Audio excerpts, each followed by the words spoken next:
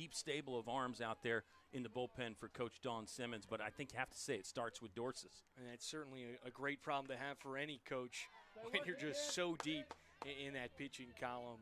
And obviously a great 9 to back her up in the field as well. When you have a Golden Glove award winner in the outfield, that always makes life easier. And certainly lots of talent on the infield as well for the Hornets this season. 1-2 on the way upstairs, taking head high for ball 2. Evens up the count at. Yeah, you got the battery mate, too, with Carly Hudnall, who is so experienced catching these pitchers. You got some other great options that can go back there behind the plate, too, which I'm sure we'll get to today. Popped into the back net. Alex DiNardo, that, of course, can catch Joe. And Lexi Powell catching for the Hornets in her career, but I think maybe just strictly an outfielder this year for Lynchburg, but we'll see what the future holds for Lexi Powell. Ooh, that one went into the body of Lear. She'll take her base. And first runner able to get on. That's always a great way to start the afternoon after a slow start travel-wise. Yeah, you can get on without even swinging the bat. Maybe not what Lear wanted. I think not what Dorsis wanted, Joe. I mean, most coaches will tell you if you don't hit a batter every now and then, you're probably not throwing inside enough, but probably not with 2 strikes, what Dorsis would have been looking for there. Right back even, Katie. Here we go, kid. Kyle, we got lucky. Beautiful day here. Oh, yeah. Especially after this game got canceled a week ago due to weather conditions, and we still had snow this week. Nevertheless, field's able to get clear, and a great afternoon to lead things off. Bunt laid down the third base line, flipped over to first, and there's out number 1. Nevertheless, a fielder's choice that advances Lear into scoring position. Yeah, good job by Hackett. Really expecting bunt there probably with a runner on and the 2-hole hitter up in inning 1. Hackett springing on that one, and that's a change. You know, we talked about Lynchburg bringing a lot back. Hackett, an outfielder by trade coming into this season. She's going to play some infield. Lynchburg will have some other options over there on the left side of that infield that we'll continue discussing as the day goes on. It is a doubleheader day, so we don't have to get to all of our talking points here in the first inning. We've got plenty of time. Yeah, no doubt. And plenty of things to talk about, too. There might be, you might even be able to see some of the snow up on the bank left over here on campus, but the field's in great shape. 0-1 paints the outside edge, and now Adanya Day finds herself in an 0-2 hole. This is a big sequence right here for Lynchburg. If you can get the second punch out right here, changes the complexion of the frame. Got him swinging. First strikeout of the season for Dorsis.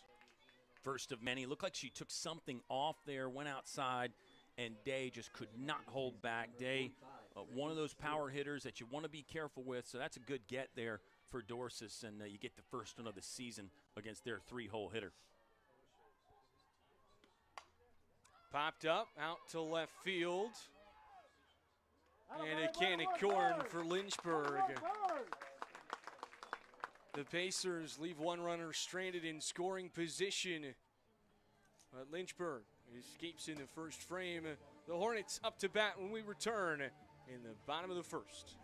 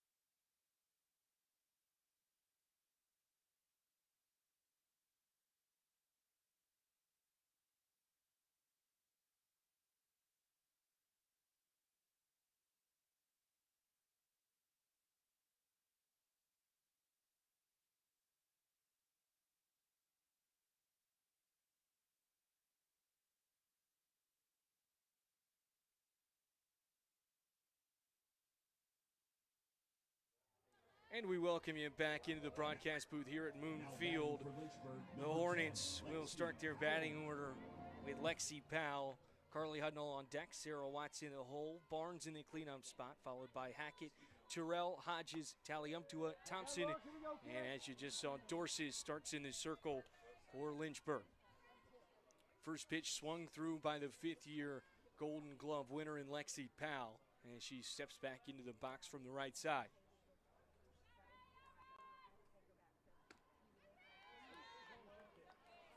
Oh, 1 runs outside, even up the count at 1-1. Yeah, good take there. Powell hits with that split grip. You'll see that a lot more in softball than you do in baseball. And Powell's one that's bounced all around this lineup in her 5-year tenure with the Hornets. I think she's going to like the leadoff spot, though. She really understands what's required of a hitter right there. Stewart gets denied today in the circle. We just saw her in the batter's box to end the frame, and she popped out to Taliumtua.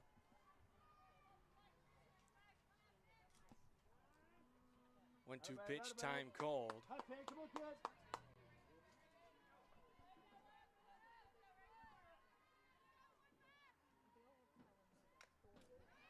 And tipped into the back net. We stay stuck at a 1-2.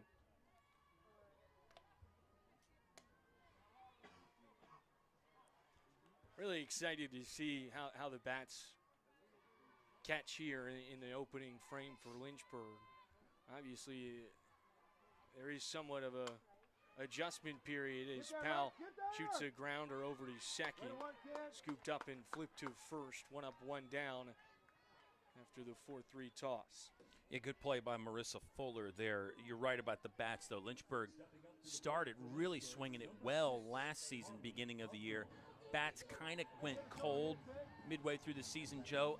How much of that is competition level ramping up? You never know, because Lynchburg did play some great competition early in the year, and the schedule this year for Lynchburg will be tough, non-conference and otherwise. But yeah, good point as Hudnall sprays one past her coach, Dawn Simmons, in the third base box. Yeah, certainly a difficult schedule this year for Lynchburg. You can see that there was definitely some intentional thought process with that, trying to beef up the schedule in that non-conference slate. Those tougher opponents in the next couple of weeks. And obviously in the ODAC, you have really strong competition with schools like Virginia Wesleyan and Randolph-Macon. So there's certainly lots of talent. Trying to gear up for that conference tournament and make sure they're ready for it, and try and make a push for the NCAA tournament as well. Yeah, they want that next step, and cool that Lynchburg's got Salisbury coming to Moon Field this year. In years past, that's been a matchup where Lynchburg's been going up. Memorable victory a couple seasons ago for Lynchburg on the road when Salisbury was ranked #1. And then even last year, Lynchburg with some major success up there against the Seagulls. Popped up left field, McEnany right underneath for out number 2. Hey, good effort, kid.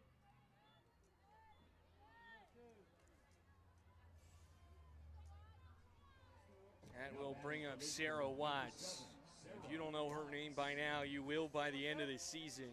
Watts certainly the heartbeat of this Lynchburg batting order, or at least that's how it was a year ago. Someone that has gained a whole lot of accolades and achievements during her tenure here with Lynchburg. Somebody that has a whole lot of pop on that bat. Yeah, and one, you don't want to get any long-winded stories going when Sarah Watts is swinging the bat, because she's a candidate to leave the yard at any moment. She's going to do that again a bunch this year. Shot down to the second baseman in Fuller. Has trouble with it initially, but stays with it. It's another 4-3 ground out. 3 up, 3 down for the Hornets, and we head to the top of the second inning here on LHSN.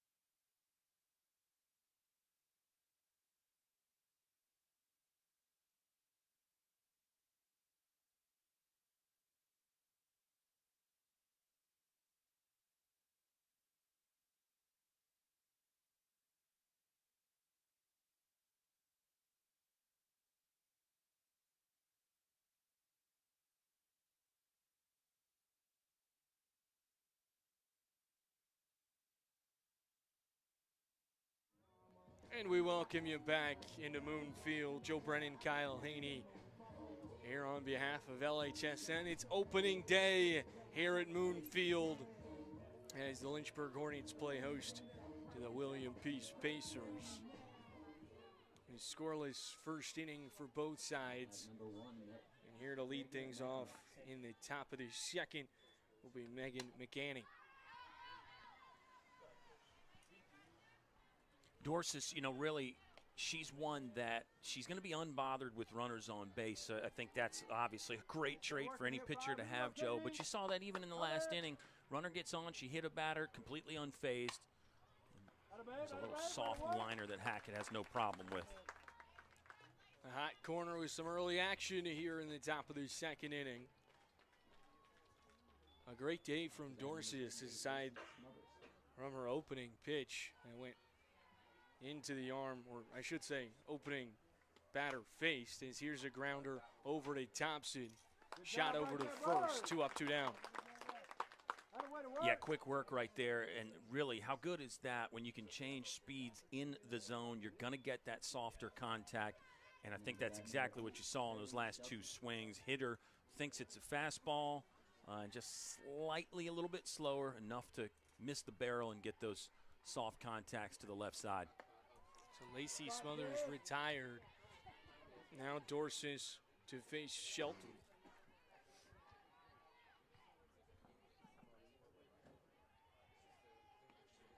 A great day from Dorsis thus far. Wines kicks and fires a grounder sent over to Watts. 3 up, 3 down once again. A defensive affair through 1.5 innings here on Moonfield.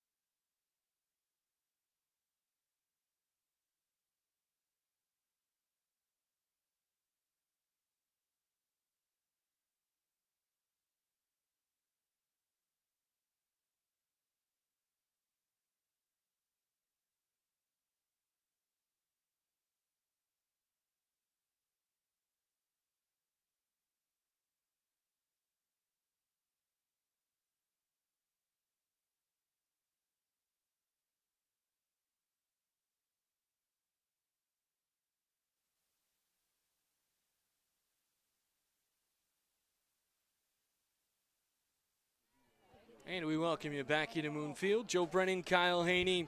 Kyle, what have you seen thus far? Nothing like a day on Moon. I'm just glad to be back, man. I'm telling you, it's just so much fun that we may be finally putting this winter behind us, and spring might be right around the corner. Love the game of softball. Love getting the fans out. Got a nice little crowd here today.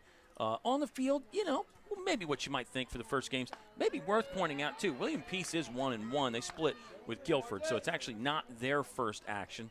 But for us Lynchburg fans, it's first time seeing the gals this year. Got the new red pants, which everybody was excited about. Fantastic look. I understand the hype. Yeah. It's a great addition. It is. It is. And really, they pop. I mean, they look good. We'll see how they last throughout the season as they get dirty, and you got to wash them and get those stains out. Second pitch outside the zone.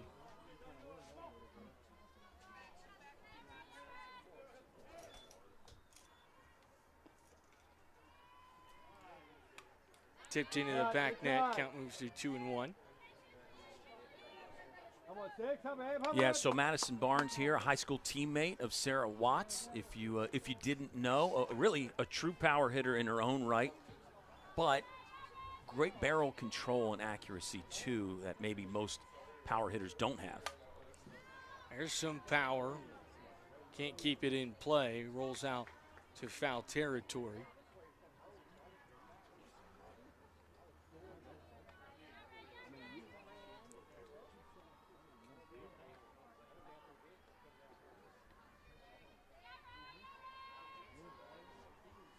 Two-two pitch, Barnes swings through it. First strikeout of the day here for Stewart. Yeah, good location by Stewart. I mean, that ball is diving down and in at the back foot of Barnes there, and a good slide by the catcher, Hannah Crone. Get over there and make sure that doesn't get by. That was a quality pitch, especially with 2 strikes. That brings in Hackett, who ropes one down the left side into foul territory. Okay, Habib.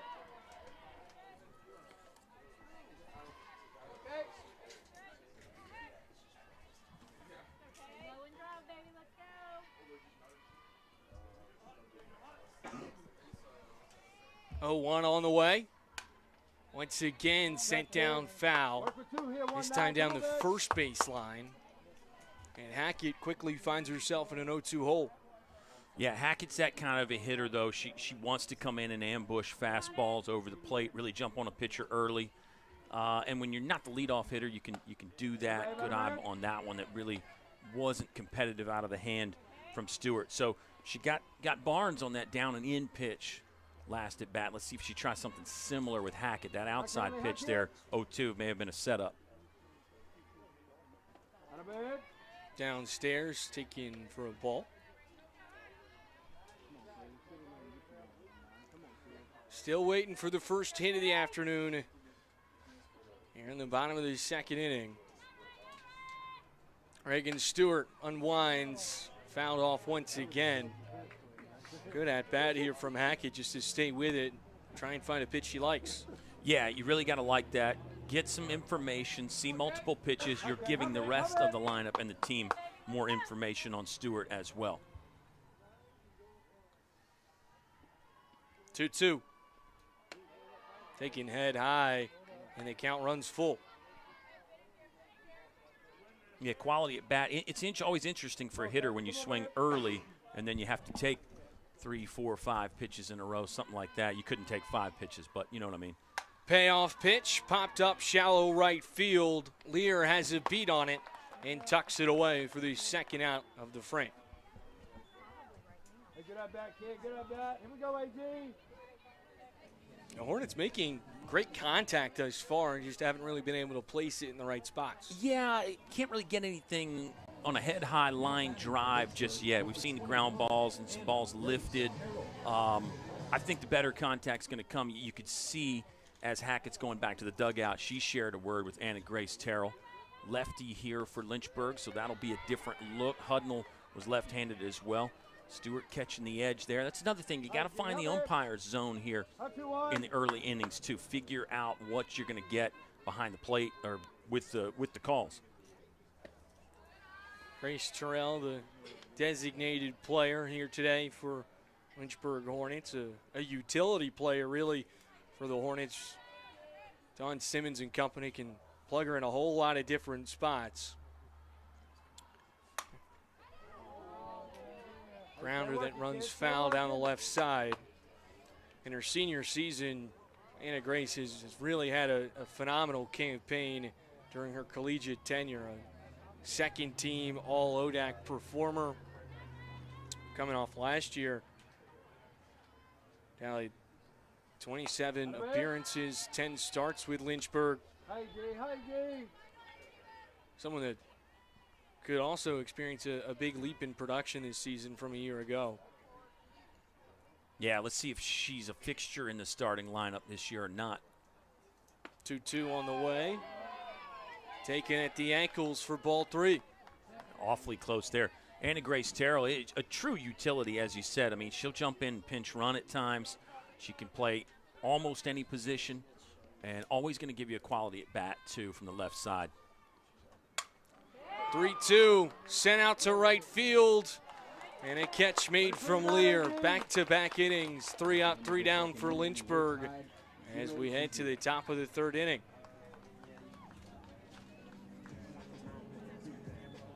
Lear with a lot of action in that frame. 2 pop-ups retrieved for the second and third out. Well, a great start today for Dorsis. And the support staff behind her has been excellent thus far as well. We've seen great plays made in the infield, really all over.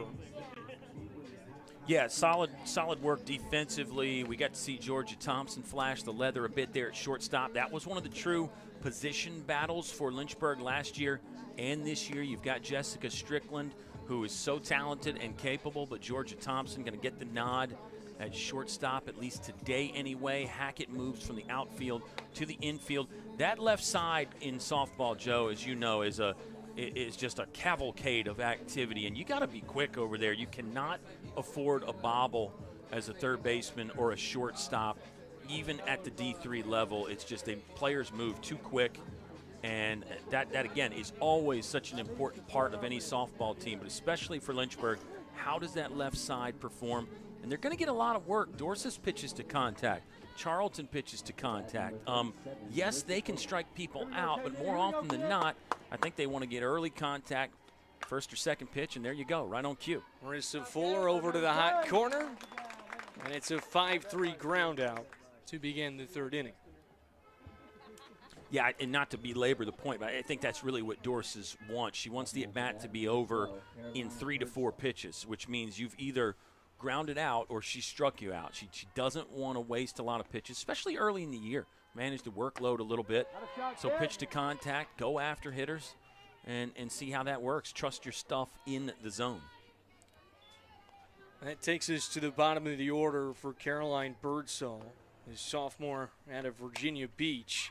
Shot out to left field and runs foul.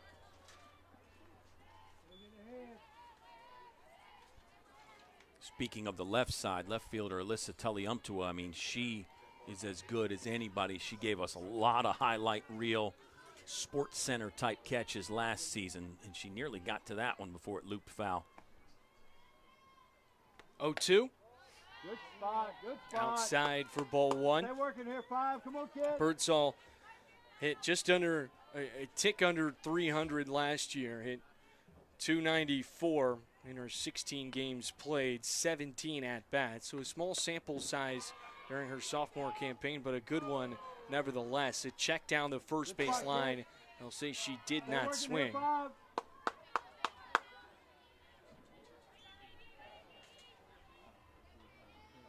Ties up the count at a pair. Dorsis winds and fires. Swung through. Got him for strike 3. Second K of the afternoon for Dorsis. Yeah, and that's what she can do. Depending on what game plan she wants to work, she can just beat you with power. She can beat you with speed. That fastball is lively, and she can make hitters miss with that. And then when she starts changing speeds, even better, even tougher. That brings up Sierra Lear. 0-1, waved by for strike 2. She was an everyday starter a season ago for the Pacers during her freshman season. And obviously entrusting a lot of faith in her as the leadoff hitter for the 2025 season. Tipped into the back net. Kyle put his hand up trying to catch the ball, ready for it. You ever caught a ball during a broadcast before? Not during a broadcast, but that's a bucket list, although not really anything you can control. So, you? I've been close. Okay. I've been close. You ever seen the Yankees broadcaster get hit by Sterling. a ball? John Sterling, yep. That went viral about 2-3 years ago as the 0-2 falls outside for ball 1. And then in a hockey game the other day, announcer got hit with a puck. Oh, they sometimes have the third. That seems worse. The third guy, I agree, actually. 1-2 waved by, got him swinging, strike 3. What a start this afternoon for Dorsis. Scoreless through the first 3 frames against the Pacers. Lynchburg to take the plate here in the bottom of the third, coming up on LHSN.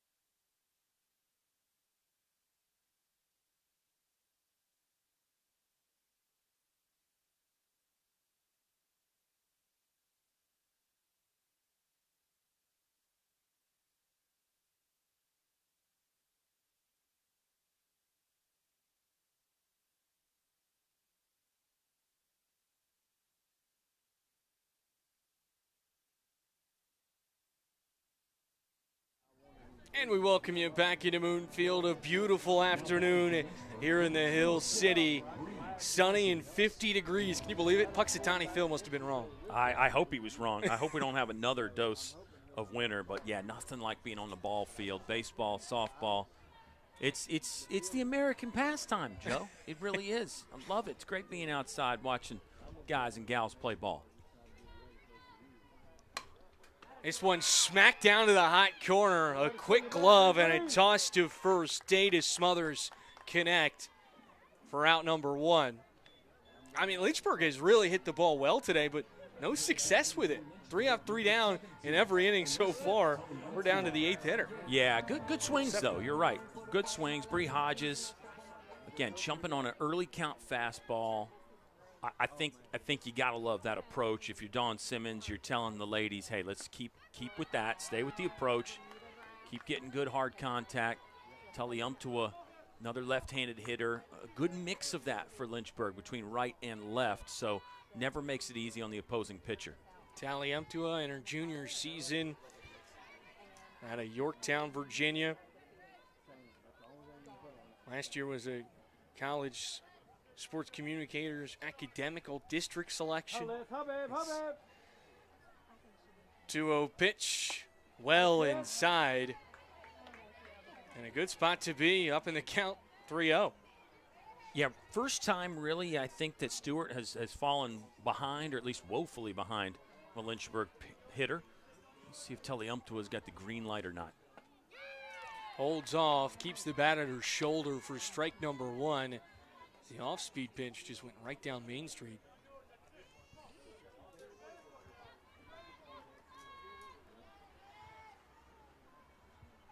(3-1). Takes a big swing at this one, sends it foul out of the ballpark. Stewart was a key addition last season for the Pacers. Initially started her playing career at North Greenville, and the pitcher has really been a big-time utility piece where she's batting, pitching, playing in the outfield, the infield, you name it. I mean, she can really play wherever you put her on the field. Last season sported a 4.41 ERA while hitting over 350. Started in 33 of the 34 games last season. Payoff pitch. A chopper gets past the infield, and the first base knock of the afternoon comes from Taliumtua. Great at bat right there. Saw some pitches. Got ahead of the count 3-0. You let the 3-0 pitch go by. You take a hard swipe at the 3-1, and again, you're just gaining more and more information. Excellent at bat there for Taliumtua. Let's see if Lynchburg can get her around. One away runner on first for Georgia Thompson here at the bottom of the order. Pitch on the way, well outside for ball one.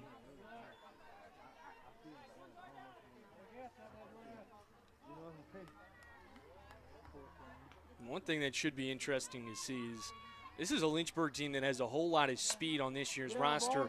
Thompson, shallow, pop up, scooped up by Bird in center field. Come on, Lex. Come on, Lex. It looked like it was going to be shallow off the bat. That one had some carry to it, actually. The ball does carry down here at Moon Field. We've learned that over the years. And it can be very deceiving the way the ball will stay in the air. And the sound, you get fooled sometimes.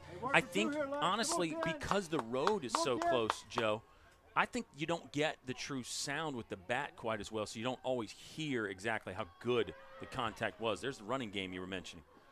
Slides in safely after the shortstop in Shelton couldn't reel it in. Yeah, that'll really be interesting, especially with someone like Taliumtua, who has a whole lot of athleticism. Seeing how aggressive Simmons and company want to be in their 2025 season in terms of base stealing and overall base running. Lexi Powell, Goodwood down the left side, no good. Into foul territory. Come on, kid. Come on, kid. Come in. Yeah, Coach Simmons really values the running game. They work on that piece for Lynchburg. She's got her rabbits, her green light players who, maybe always have the green light, and she's got some kind of in that yellow light combo where she's got to give the steal. 0-2 pitch, runner in scoring position. Powell pops it into foul territory into the back net. Powell grounded out in the first inning over to second base. Now finds herself down in the count 0-2. Stewart winds and fires. Once again, fouls it off. Yeah, good fight here from Lexi Powell. Exactly what you want to see. And this is, again, I talked about, she's hit at the bottom of the order, and you might think not much difference, but there is when you jump into that leadoff spot. A real chance to cash in here. Great eye there from Powell. Outside taking for the first ball. Powell was the only player to appear in all 42 games last season. Recorded a batting average of .226 with 21 hits, 3 of them going for extra bases. This one will get down for a base knock. Taliumtua being sent home. Slides in safely is Powell at second. An RBI double from the leadoff hitter in Powell. Really good softball there right from the pitch. Powell waits on the off-speed pitch and doesn't just spray it the other way. She drives it to right field. Right fielder came up, made a good strong throw. That's Lear. And then as the throw was off the plate, the catcher Crone did a nice job of vacating from in front of the dish to cut that ball off herself and try to get Powell at second. And then again, back to what a great play it was all the way around. Powell hustling in, slides in safely. So now we move to the catcher in Hudnall.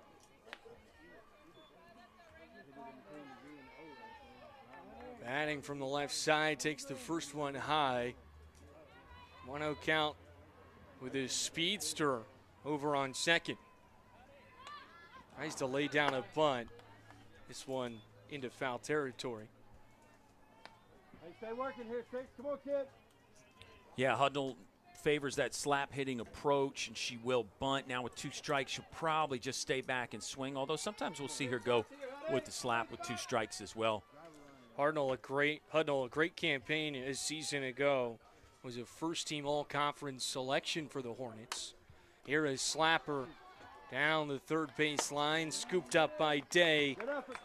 And a 5-3 ground out is how we will retire the third inning. But the Hornets get the first hit and run of the afternoon in the bottom of the third. Top of the fourth coming up on LHSN.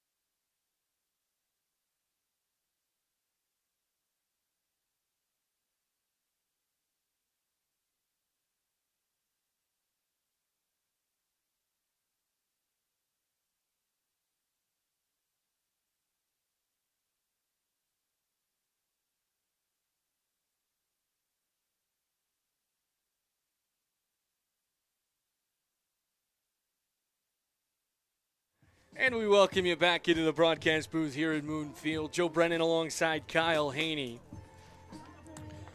It's been a great afternoon for Kaylee Dorsis in the circle. No hits allowed, 3 strikeouts. Has only put 1 runner on. It was a hit by pitch on a full count to lead things off today. Now the Pacers and company trying to match the Hornet total and get their first hit and run of the afternoon. It'll be Taylor Bird to start things off as the Pacers will go 2-3-4 in their order. Yeah, Bird put down that sacrifice bunt in her first at-bat, which was successful, but Runner couldn't get past second base. See how Dorsis changes second time through the lineup. Sometimes pitchers will do that. Other times they just stick with plan A and try to keep chewing you up as they go. William Peace, while they return 6 starters this season, as a chopper down the third base line results in a 5-3 ground out. While they return 5 starters this year, a relatively brand new program when you bring in a new head coach in Laura Conway. Conway did play as a catcher for the Pacers during her collegiate career, was the assistant coach for the last 2 seasons, and now takes the helm in her first year at head coach, and replacing the spot of a legendary man at the helm with Charlie Dobbins, who retired at the end of last season after a 25-year coaching tenure.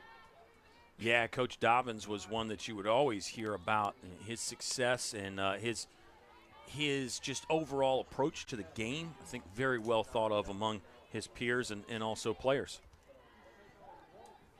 And Conway, obviously someone that's more than capable to run things for the Pacers.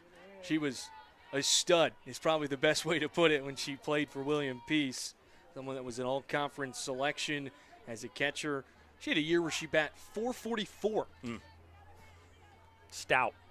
She's known what she's doing at the plate. Absolutely. 1-2 pitch. A riser that sails head high to even up the count at a pair. And that's a fun spot to be in for Lauren Conway when you take the step from being an assistant to a head coach. Because what do you change? You can't change everything, but certainly you got things you want to do and tweaks you want to make. And I think the one thing that really stands out with any head coaching changes is how does the culture really shift and change and develop, if at all. Obviously, when you have a coach that has been there for 25 years, everything's done a certain way and there's a definite routine. A new coach into the mix that's definitely on the younger side gives you a new opportunity to flip things around, as here's a missile shot out to center field from the third baseman, Day. A line drive on a rope for the first base knock of the afternoon. Yeah, good piece of hitting there. Day struck out on that changeup away last at bat. So she made an adjustment. Looked like she stayed on something off speed there, Joe, and just absolutely laced it up the middle. Perfect piece of hitting.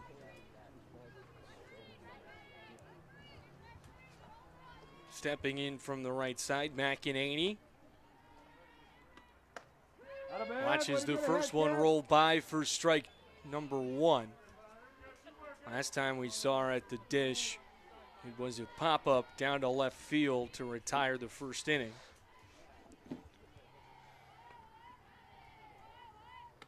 Oh, 1 outside, Hudnall down to first, got him. What a toss. And a great connection down the first base line. That was incredible by Hudnall. A speed, the transfer time from glove to out of her hand, something to behold on that one. And Day did not get back in with a slide. You wonder if she got caught off guard there, maybe just not thinking that Hudnall would pick down to first on her, but man. Here's a shallow pop-up. Thompson right underneath. And just like that, all the momentum right back to the Hornets, Kyle. No doubt about it. I mean, that's what a great catcher can do for you. Excellent work by Madison Barnes, too, to slide in, make the catch and tag. Fantastic defense on display for Lynchburg. That will take us to the bottom of the 4th inning here on LHSN. Stick with us. Hornets at the dish, coming right up.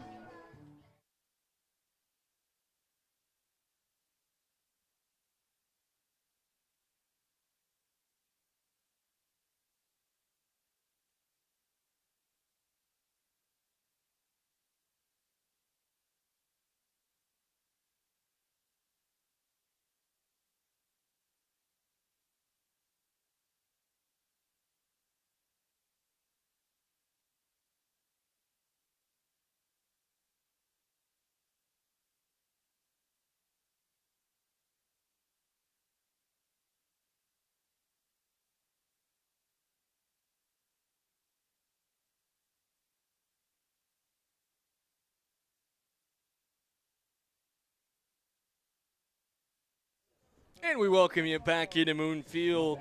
Lynchburg up at the dish here in the bottom of the fourth inning. They'll go 3-4-5 in their order. Sarah Watts to lead things off, who grounded out to second base in her last plate appearance. Hey, get us going, hit what? Here we go, kid. I'm telling you, I should just lay out the entire at bat, Joe. She is that dangerous. We'll do that at one point this year when she's been hot. We'll just be quiet and let the ball do the talking. Yeah, and man, we probably shouldn't put too much weight on her shoulders, too much pressure, because she does more than hit home runs too. A great eye, but a beautiful pitch from Stewart as she paints the bottom left corner. Ties up the count at 1-1.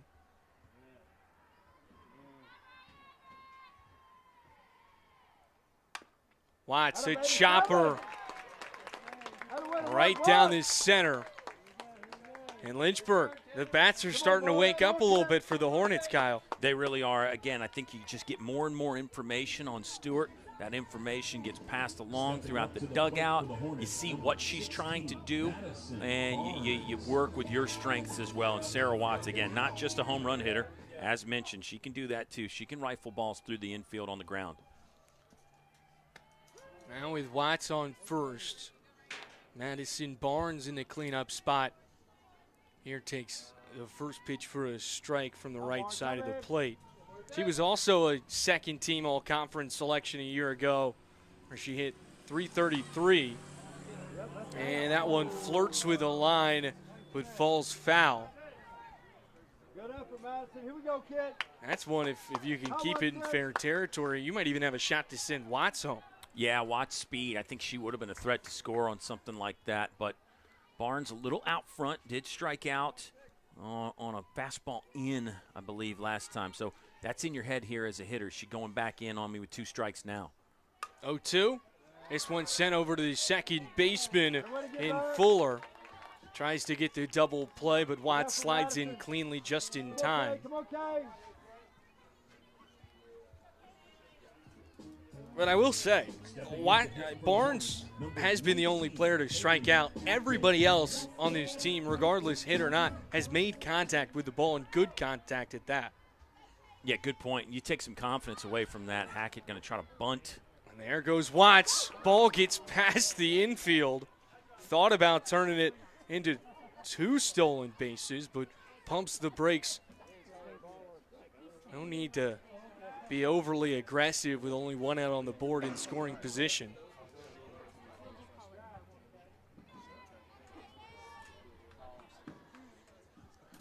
One-0 pitch. This one a heater. Once again to the hot corner. Days right there to back it up.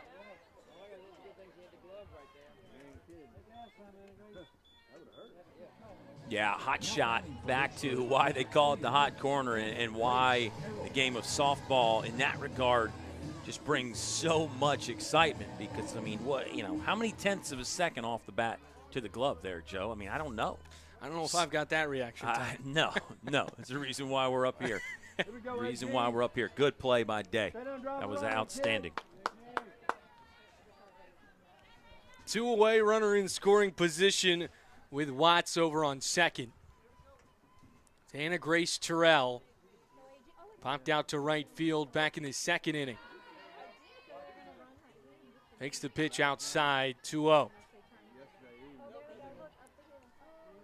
Yeah, her swing, she put a bit of a charge into it. I mean, the right fielder had to go back towards the wall, so I think Anna Grace Terrell feels good right here, 2-0. 2-2, gets it past the infield, and they're going to send Watts home. Trots in cleanly. Terrell over to second, slides in safely, thinks about heading to third once again, retreats back to second. And a round of applause from the fans here at Moon. Yeah, and she should get one. Really good piece of hitting there. And you punch the clock with the runner in scoring position. Now Lynchburg can start to think about separation. Looks like you got a change coming here. Pinch runner out at second. Let's see if we can zoom in on the number maybe. It might be Jessica Strickland. I'm reading 1-3. Okay. So I'm going to guess Caitlin Reagan. Okay. That is confirmed. A Getting- thumbs up given from our director here, Ethan Morotsky, running the show. Reagan, a sophomore out of Wake Forest, North Carolina. She tallied 6 runs last season during her freshman campaign. First pitch laid off, a fastball right down the alley. Bree Hodges holds off.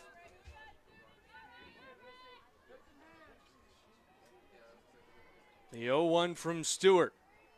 Kicks and fires. Just a touch inside. Yeah, good hold there from Hodges. You can really put pressure on a pitcher in this situation. No activity yet in the Peace bullpen. 1-1 once again outside. Back-to-back balls here for Hodges.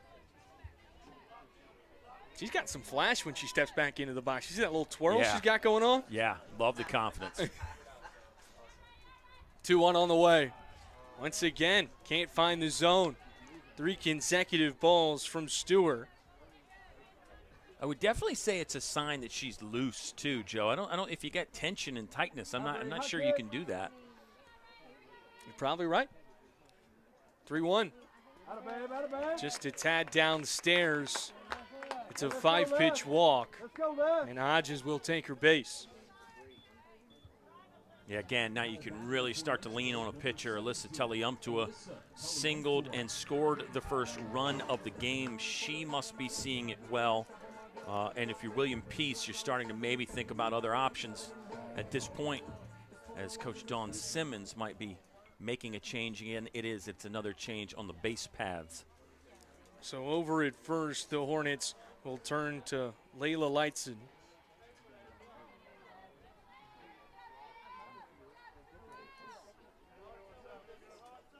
She can certainly scramble. A 3-sport athlete back in her high school days when she played for Westfield. Softball, field hockey, and track and field. Love that. That's how you know she's got the wheels. Absolutely. Absolutely. And again, the great teams have those pieces. They have those people that will fill those roles. Yeah, you want a bigger role, but you fulfill the role that's required of you in the moment. And that's what the great teams do. Telliumptua takes the second pitch outside. 1-1 count. And we don't know if Lynchburg's a great team yet, Joe, but they have the makings of it. I mean, they have the bones to be a great team this season. 1-1 pitch. Can't find the zone once again. And you certainly said it. I mean, you have a great foundation, especially, I mean, how rare is it for a team to return 10 starters? Yeah. That is something you do not see. And with so much talent from a season ago, it really is scary to think how much better this team can be this year. Exactly right. And they've continued to work. This is not a team that has rested on their laurels. They're going to try to get better. They want a postseason run. They want an NCAA appearance. They're not afraid to say that that's the goal. Now you got to go out there and execute, got to win games. 3-1, popped up, left center field, and what a play! Bird, a Superman crab to close out the frame. Wow. A spectacular play made. And that leaves 2 ducks in the pond for Lynchburg as we move to the 5th inning here on LHSN.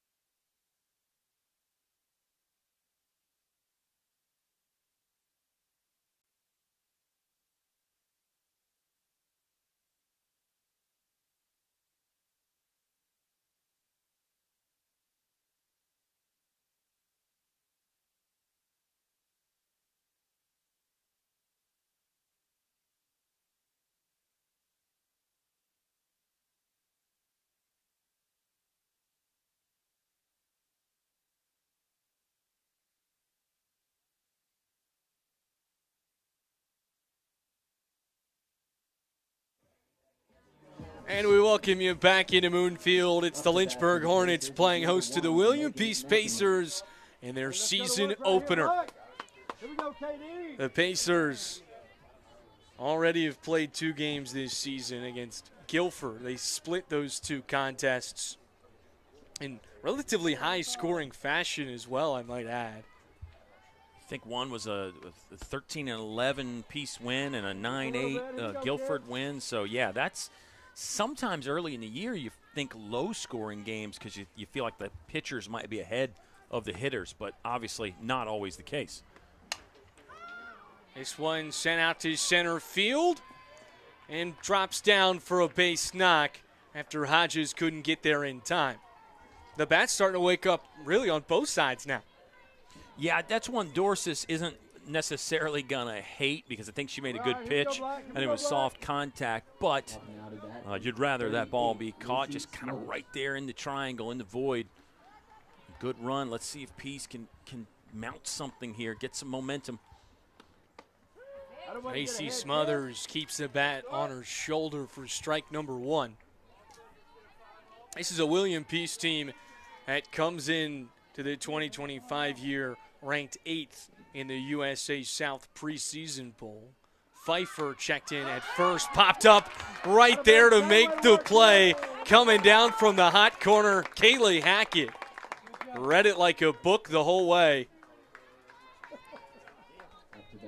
The right idea from Smothers, but that's just one that you want to put into the dirt rather than leaving up in the air. Yeah, I got to try to bunt the top half of that ball rather than the bottom, but Dorsis, we know she can get the rise ball in there and just a hard fastball, so that becomes very difficult to do. This one shot out to right field. Powell has a beat on it and puts it away for the out. Back-to-back pitches, back-to-back outs, and that's, again, Dorsis did that through this part of the lineup last time, Joe. It was a 6-pitch inning, I believe, in the second inning, and it was this part of the lineup, and she's getting the same thing here. I mean, you got to think the base hit, I believe, was on the first pitch of the at-bat, too. Fresh count and a big swing that rolls foul. Marissa Fuller here from the left side.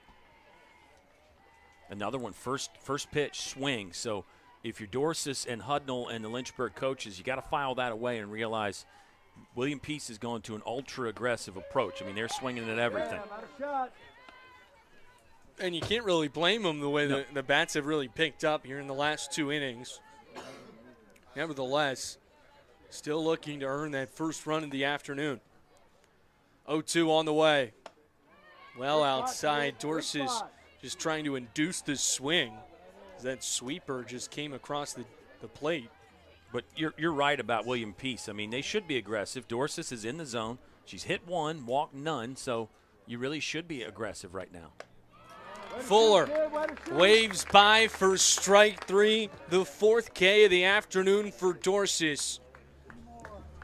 She has really looked excellent in the circle. She has, attacking hitters, going after them early and then out of the zone late, like that pitch. Up and away. Hard, life on it, hard to lay off of that pitch if you're a hitter. Dorsis in control, as expected, Joe. And we talked a little about the Pacers and their preseason landing coming into the year. Meanwhile, the Hornets slotted in at 4th in the ODAC preseason poll behind some of those teams we were talking about earlier. Virginia Wesleyan in that first place spot, Randolph-Macon in 2nd, and Roanoke in 3rd. And we talked a little about Guilford as well, just to try and give a sense of that relationship with comparison of ODAC. And they came in at 6th in the preseason, a team that obviously, as we mentioned, split their opening day contests with William Peace. So on paper, should be a real competitive ball game today in both affairs we've got on deck. I think so. I think if you're Lynchburg, you're hoping you make it not very competitive. You're playing at home, got some great vibes going, but that's easier said than done. I mean, everybody's got that game plan going in, right? We're going to dominate them today. Not always easy to do, but Lynchburg got to feel good about the start. Game moving rapidly. I think you just knew Kaylee Dorsis was going to give you a great start. We'll see if the offense can explode for a little bit more, or if maybe Reagan Stewart can settle down a little bit on her end in the circle for the Pacers. Bottom of the order for Lynchburg to lead things off here in the bottom of the 5th. They'll go 9-1-2 with Georgia Thompson, a junior shortstop, here from the right side. Thompson a season ago hit .232 in her 56 at-bats. Collected 13 hits, 4 of which went for extra bases. 2-1. Well outside for ball 3. It feels like what's been a big difference maker from the first 2 innings to where we are now is Lynchburg's getting themselves up in the count more and more as this game goes along, which results in good contact as a chopper scooped up by the shortstop in Shelton over to Smothers to put one away. Yeah, good swing there from Thompson, but you're right. Stewart falling behind hitters a little bit more, and Lynchburg has taken advantage of that when they've needed to. Lexi Powell, one that took advantage with the RBI that scored Tully Umptua first run of the game. Come on, kid. Lexi Powell, you know, again, you don't want to put too much on a player's shoulders, the expectations too high, but I think she's going to have a monster season, Joe. And you'd think, you know, it'd be tough to top what you did a year ago as the best right fielder in all of Division III. She scoots away from one that runs inside, gives a look back to the dugout with a smile and a wave. Count evens up at 1-1, nobody on, 1 down. Stewart unloads through the legs of the catcher and Cron. Yeah, Gold Glove Award last year for Lexi Powell, and that process was very interesting. Dawn Simmons and the LHSN crew, they had to put together a bunch of clips. The Gold Glove people, they want to see not just your highlight reel plays, they want to see some regular plays too. And then, of course, you get the fielding percentage. But, you know, as you know, for an outfielder, I mean, the fielding percentage is going to be pretty high. So they want to actually see some video of the things that you did out there. It's a really cool thing that they do. Obviously, we've had the Gold Gloves in the big leagues for a long time. It's cool to get them at the Division III level, and Lexi Powell definitely deserving. That one drops in for strike 2, and the count goes full. You mentioned the fielding percentage. Last year, Powell had a perfect fielding percentage with 87 putouts and 4 assists. Payoff pitch, a sharp grounder that gets past the glove of Shelton for a base knock. Yeah, 2-hit day for Lexi Powell already, so she's well on her way to that monster season. But, yeah, just 4 assists, and that's one that's tricky for people too, because actually those outfielders that have the great arms, they don't get run on as much. They don't get a chance to throw as many people out. So that's Lexi Powell, though. That's her game, and really both sides of the ball, bat and leather. She is going to be such a force this season. And she's someone that only had 2 doubles last season, and today in the opener already with 1. After that hard hit ball back in the 3rd inning. Come on, Six. Come on, kid.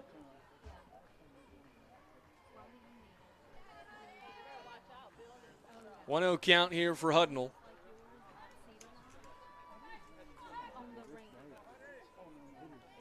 Stewart lets it fly. Held off. And Powell once again has stolen base. Slow to get up. Saw her grab at that left shoulder. Might have fallen a little awkwardly. Yeah, I think it may have been the ball came by and hit her there. But in scoring position, the speed, again, she's in that green light category. I don't think I'm giving away too much of a scouting report on Lynchburg to say that. Other coaches know that. Let's see if Hudnall can cash in. Notice Hudnall, this at bat, not going with the slap approach, Joe. I think she's just going to stay back and drive here. Well, I'm wrong. Last pitch, she stayed back, though. Squares around a bunt, pulls it back, taken outside for ball 2. And she can change within an at bat, but that's always something to watch out for with any slap hitter. When do they stay back and just go with a classic traditional approach? 2-1 swung on and sent foul into the back net to tie it up at a pair.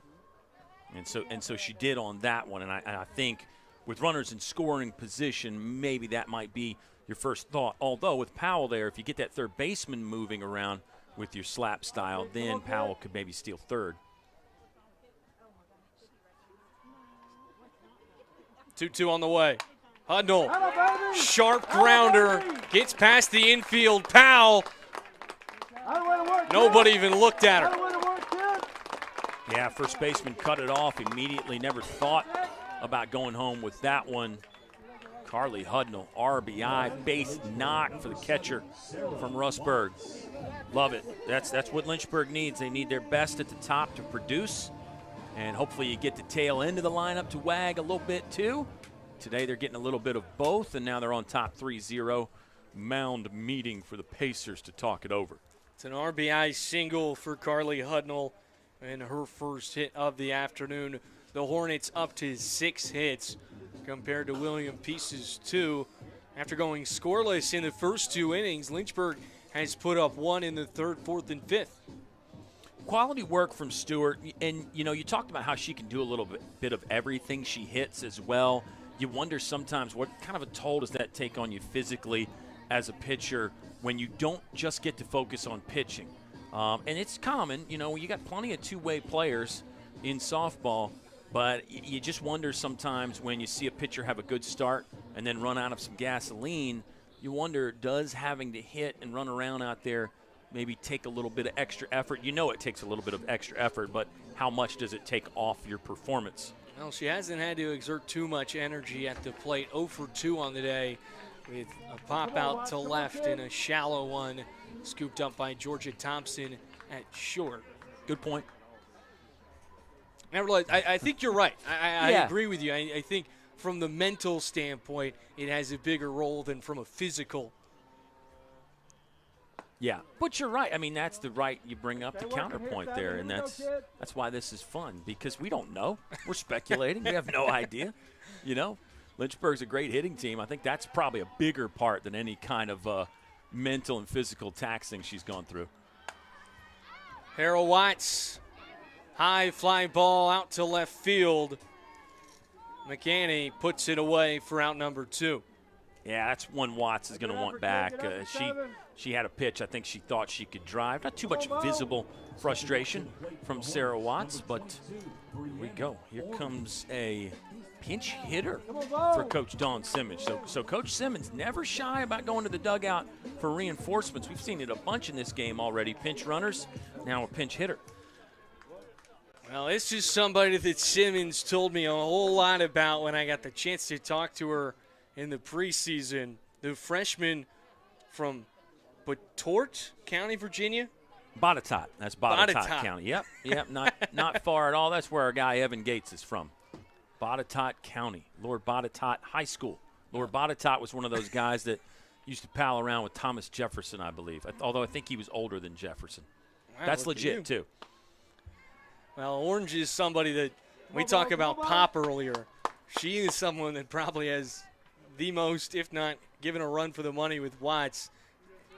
Always, as a pitcher, you got to be mindful of not sending too many fastballs at her, because she's not afraid to send one out of the ballpark. There's a beautiful grounder right down the center of the infield for another base hit. 3 hits from the Hornets here in the bottom of the 5th inning. And Orange gets the first of her collegiate career in her first at-bat. Yeah, congratulations to Orange. And that's what power does, too. We always think of power as doubles and home runs.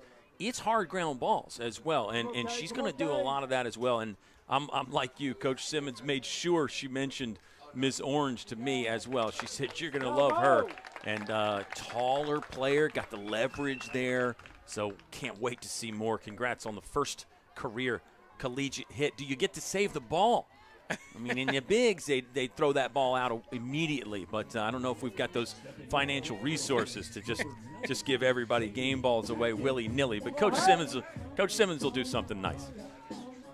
Either way, she'll head to the dugout. Alex Love, another freshman, will take her spot over at first. Runners on first and second for the designated player, Terrell. Or no, pardon me, Kaylee Hackett. Terrell on deck. Hackett 0 for 2 on the way. This one deep out to left field. What a play. McInerney. A snow cone to prevent possibly 2 runs coming home. Nevertheless, Lynchburg adds another run on here in the bottom of the 5th inning, and we turn to the 6th. Only 6 outs remaining here for the Pacers to match or surpass the 3 total runs.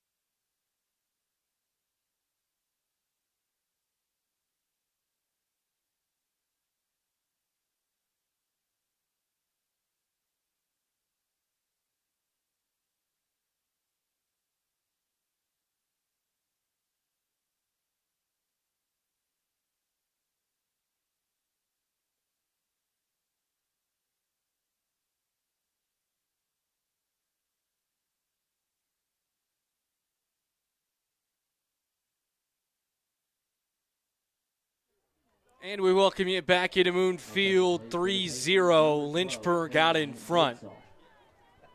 The Pacers will go 9-1-2 in their order. Dorsis remains in the circle, continuing the hot day she's had. Retired at the top of the 5th inning with a strikeout. It was her 4th of the afternoon. 4 strikeouts, 2 hits, 1 walk on a hit by pitch. 0-1 into the back net for an 0-2 count. I think Dorsis is going to have some double-digit strikeout games, but in her mind, if she has a game where it's 5 or 6 strikeouts but gets out efficiently, less pitches, less hard work over the course of a season, she's going to be very happy with that too. 0-2, the riser upstairs for ball 1.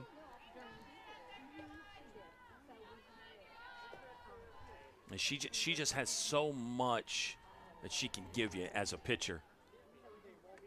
1-2, off speed, strikeout. Dorsis makes it number 5 on the afternoon. Back-to-back Ks on her last 2 batters faced. And that's classic right there. If you're a young pitcher watching, that's how you do it. You get ahead, you get strike 1 and 2, then you can toy with the hitter. She changes the eye line there with the high fastball or the rise ball. Then you take something off with the changeup, and a hitter's basically left helpless. Went inside again there on the first pitch. But that's another thing Dorsis is doing, using both sides of the plate, changing levels. Really, really good out there, really efficient. And you saw it right there, Joe. First pitch in, second pitch out. Very difficult as a hitter to adjust to that. And she's got a very hard fastball. So when she throws that off speed, it's really like pulling the string on these batters. She can get up to 61 miles an hour when she's throwing it quick like that. Taliumtua brings in the fly ball in left field for out number 2. Up now for the Pacers, number 6. Lynchburg has really started to figure it out as this game has moved along, but it's been solid defense all day long. Yeah, and that's what you expect. You said bringing back 10 starters. You expect them to make the routine plays and make a few highlight reel plays as well, which we know Lynchburg is capable of when they need to. Another first pitch swing there. And again, Dorsis knows that William Peace is aggressive, so she's playing off their aggressiveness with changing speeds and locations. And obviously we've been talking about her fastball, as you see right there, but the screwball as well and the changeup, those were 2 pitches that she's really added to her arsenal. And that changeup that we're seeing is a pitch that was one of her worst pitches when she started here at Lynchburg, but now it's really one of her go-tos. 0-2 there, you see it. Popped up, left field, Taliumptua underneath for out number 3. The Hornets 3 outs away from closing out their first game with a victory. Nevertheless, a chance to add some insurance runs here in the bottom of the frame. A 3 up, 3 down inning for Kaylee Dorsis. Don't see any reason why she wouldn't be back out in the top of the 7th to continue. And yeah, Hornets would love to wake the bats up even more, have an explosion here to get some good vibes going into game number 2. Looks like we might be seeing a pinch hitter. Think possibly Alex DiNardo. We're also going to see a change in the circle. Good call. For William Peace. So Stewart will take his seat. And entering the circle now for the Pacers will be Haley Joyce, the junior out of Stoneville, North Carolina. Haley Joyce.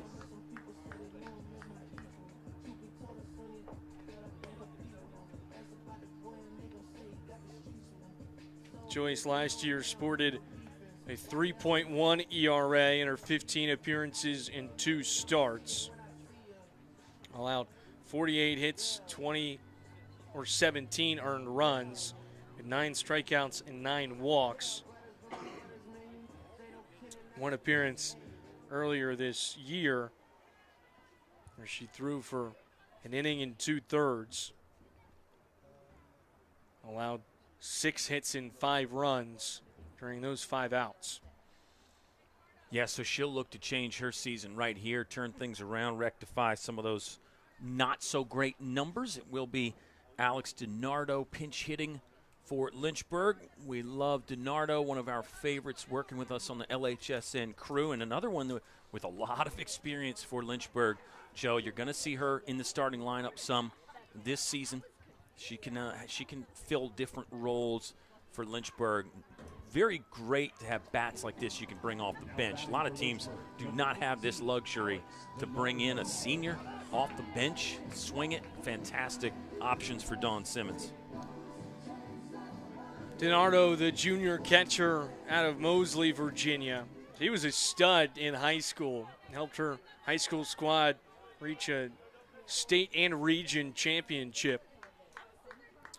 And last year, in her 27 appearances and 5 starts, hit over 300. Certainly a quality bat here for the Hornets, making her first plate appearance of 2025. Joyce winds and fires. DiNardo, big swing out to left field. Gets down for a base knock, and she's headed for second. She'll stand up cleanly. 1 pitch, 1 double. Alex DiNardo, how do you do? Gotta love it. Waiting on that pitch. And again, this is a new arm. That's the first pitch that anybody from Lynchburg has seen off the new arm. DiNardo has no problem. And you get to say you burned an outfielder as well, cooking the left fielder who was not ready for the line drive right at her. Here comes another pinch runner. Dawn Simmons is using everybody here. Love it. So over at second, it's the 5th-year Addison Walter. Another utility piece that has played a lot in the infield as well as the outfield. Got moved to outfield a season ago. Don was saying, we could see her in a whole lot of different spots, including pinch running, where we see her make her first appearance of the afternoon. You know what I just realized? Bree Hodges, when she's doing that little twirl, her walk-up song, as she pops one down the right side foul, her walk-up song is Star Wars music. Okay. So she might be doing a little lightsaber. Oh, yeah. Yeah. Whew, I love that. May the force be with you, Bree Hodges.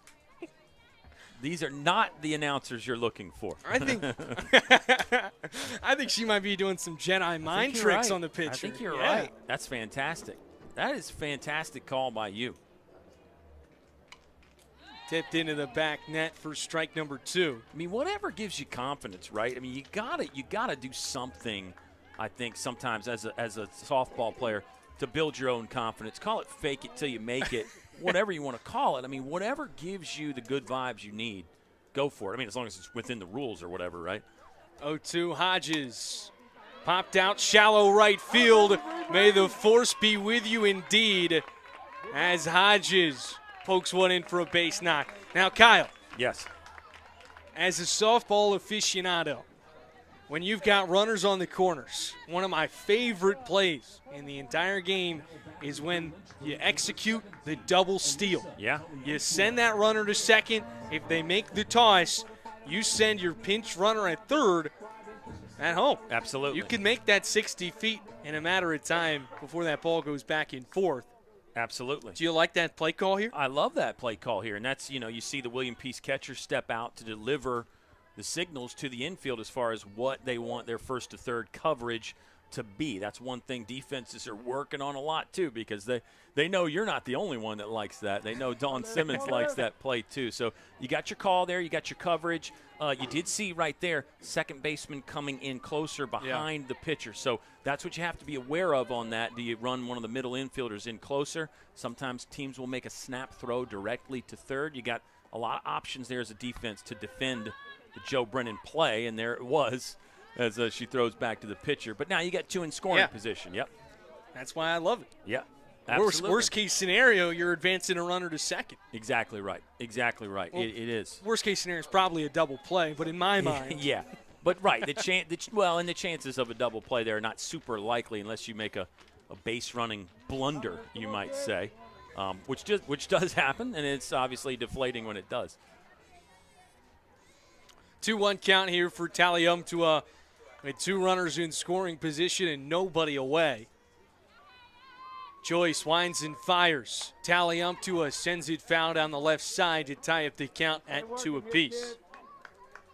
They're 1 for 2 day right now for Taliumtua. She'd like to join that 2-hit category like Lexi Powell for Lynchburg, and also, not 2 hits for Alex DiNardo, but 1 for 1. Downstairs, and that count runs full. Good slide there by Crone, the catcher. That's important. You've got speed at third base. Got to keep that ball off the backstop. Nice play. It does feel like this backstop is relatively close and rounded to the point where it does give a little bit of an advantage to the fielders. 6-3 ground out. It's a fielder's choice, but runners tag up and move station to station.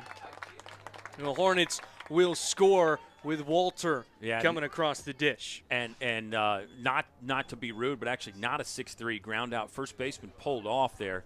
So she's safe at first. Wow. Should have been a 6-3 ground out for sure.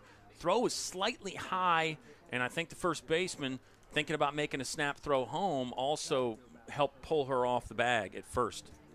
And I've got a pole right in front of me. Unfortunately, I don't have a good standpoint. Would you call that an error on the first baseman? That's why we need two. That's why you need two people. Actually, you probably need a broadcaster in the dugout.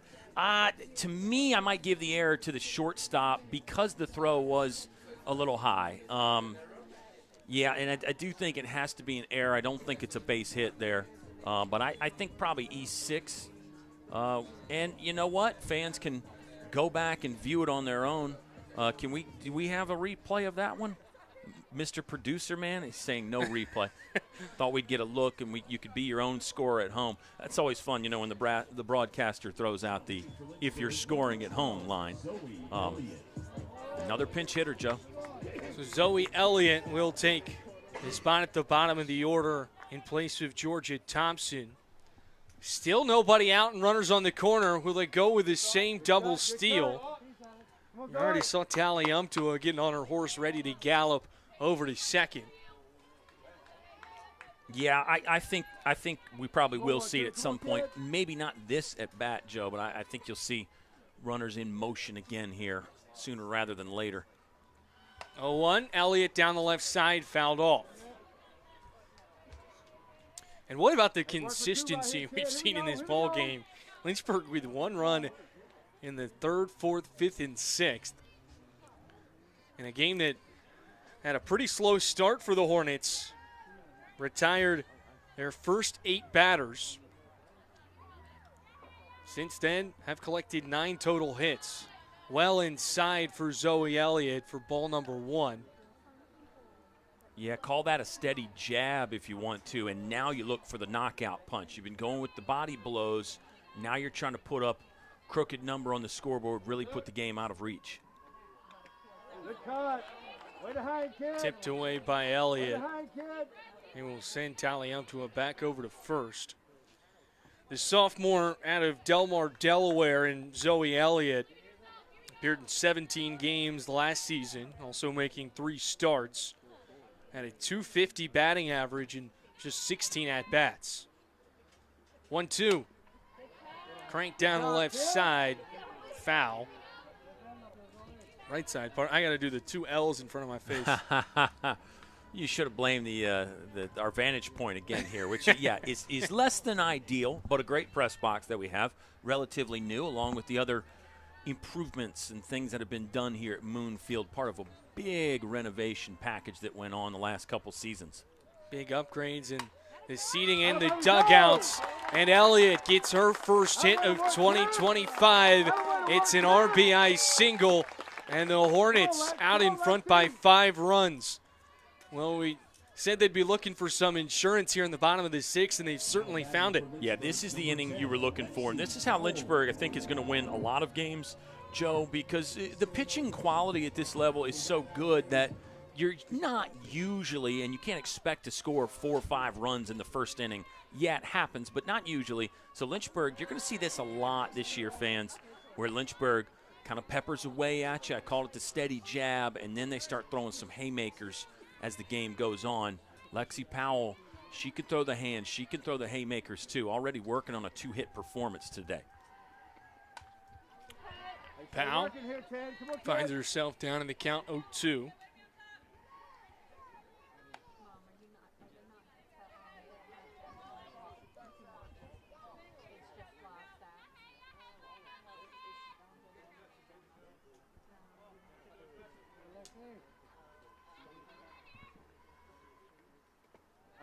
Joyce into the dirt, runner station to station. Now both in scoring position. Lexi Powell, the 5th plate appearance here in the bottom of the 6th, still nobody away. Yeah, fantastic read on the ball in the dirt there by Taliumptua at second. Sees that's low out of the pitcher's hands and then just caromed away from the catcher just enough. 1-2, Powell sends it foul. Quality at bat right here.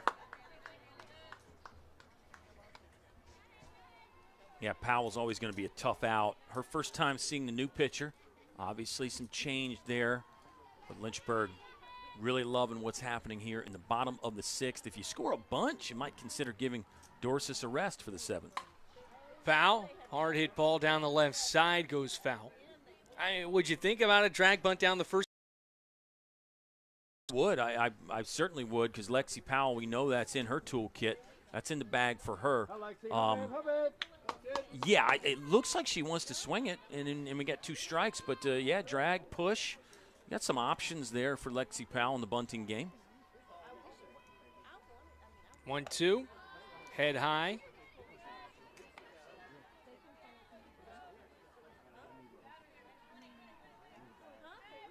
Powell, somebody that offers a whole lot of versatility when she's in the batter's box.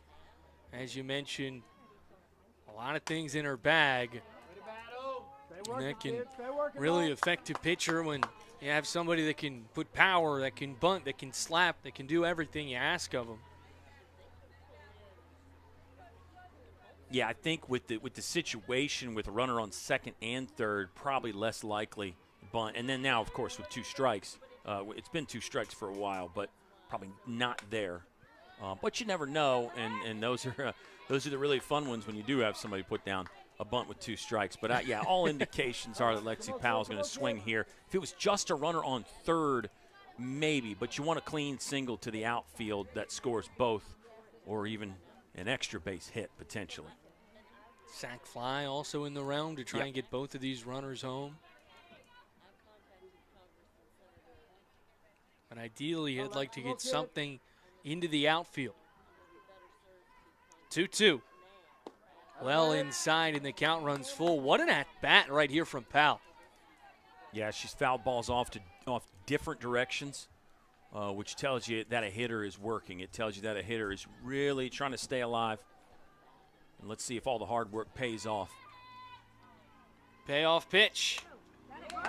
Shallow pop-up right on the fringe of the grass. Brings 1 run. Will it bring 2? Yes. What a day from Lexi Powell. 3 hits, 3 RBI. Lexi Powell, Kelly. that monster year is off to a fantastic start. The 5th year came back for a reason, to help her team, and those are the things that help your team win. Punching the clock with runners in scoring position, and you basically put the game out of reach here for William Peace with the Hornets up 7-0. 4 runs here in the bottom of the 6th. It's been an offensive clinic from Lynchburg. A double, a single, an error, a single, and a double. And Lynchburg's able to go to the bench again here with Kaylee Monahan stepping in. So again, I love this about Dawn Simmons. She gets a lot of people into games. A lot of coaches are saying, hey, stay ready, keep working hard. You never know when we're going to call your number. With Dawn Simmons, it's legit. A lot of people play. They get chances to make an impact.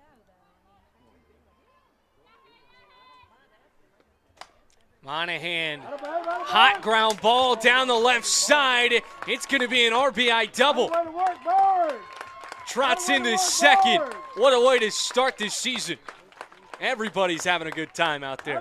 Still no outs in the bottom of the 6th, and that's a walk-off. 8-run rule. Lynchburg will win it right there, Joe. What a way to start the 2025 campaign. Well, it seems like they got plenty of insurance in the bottom of the 6th. A spectacular frame from the Hornets as their offense explodes with 5 hits and an error, 3 of which went for extra bases. Well, that concludes the first of 2 here today. A brief intermission between the first and second game. But, Kyle, initial thoughts heading into the second contest? Well, you got to love it. Hornets are rolling right here. If you're William Peace, that's the real challenge on their end. You know, the bus was late for William Peace. They're fighting some adversity here. How do you respond after that? You go hydrate, you fuel up a little bit, you get ready for game 2. Fantastic start for Lynchburg, though. Everything you wanted to see, and it made us look good because so many of the things we talked about happened, whether it was Lexi Powell having a great day, Kaylee Dorsis in the circle, just dominant at times. Fantastic start. Defense was good, too, for Lynchburg. Defense made some plays. Yes, sir. With that being said, we will step aside momentarily. We'll be right back on LHSN for Game 2 of today's doubleheader.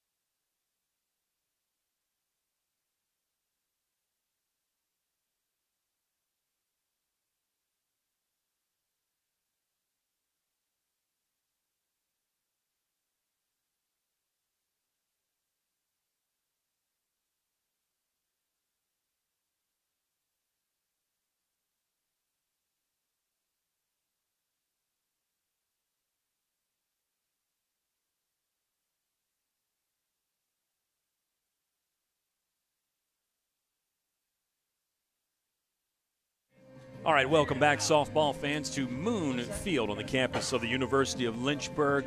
Kyle Haney hanging out with you. Joe Brennan's going to be back again at some point. He may be back right now. But we're getting ready for Game 2.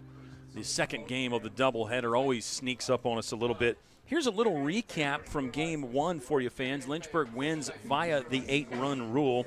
8 runs on 11 hits, 7 left on base. Kaylee Dorsis was outstanding in the circle for Lynchburg. She allowed 2 hits, no runs for William Peace. They had 2 left on. Lynchburg got 3 hits from Lexi Powell. She drove in 3, scored a couple times. Carly Hudnall with 2 hits. It was pinch hits for Alex DiNardo and also Zoe Elliott, Joe. So all around a fantastic performance for Lynchburg. They pecked away with 1 run apiece in the 3rd, 4th, and 5th, and then blew it open and ended it there in the bottom of the 6th inning with the 5-run explosion. A couple runners left on actually there in the last inning, but you can't count those against Lynchburg because the game ended and the Hornets are 1-0 on the season. William Peace now 1-2 on the young 2025 campaign. In the circle for Game 2 for Lynchburg, another 5th year. It'll be Emily Charlton. We have seen Em so much throughout her career. Battery mate will be Lexi Powell. I said I didn't know how much catching Lexi Powell would do this season.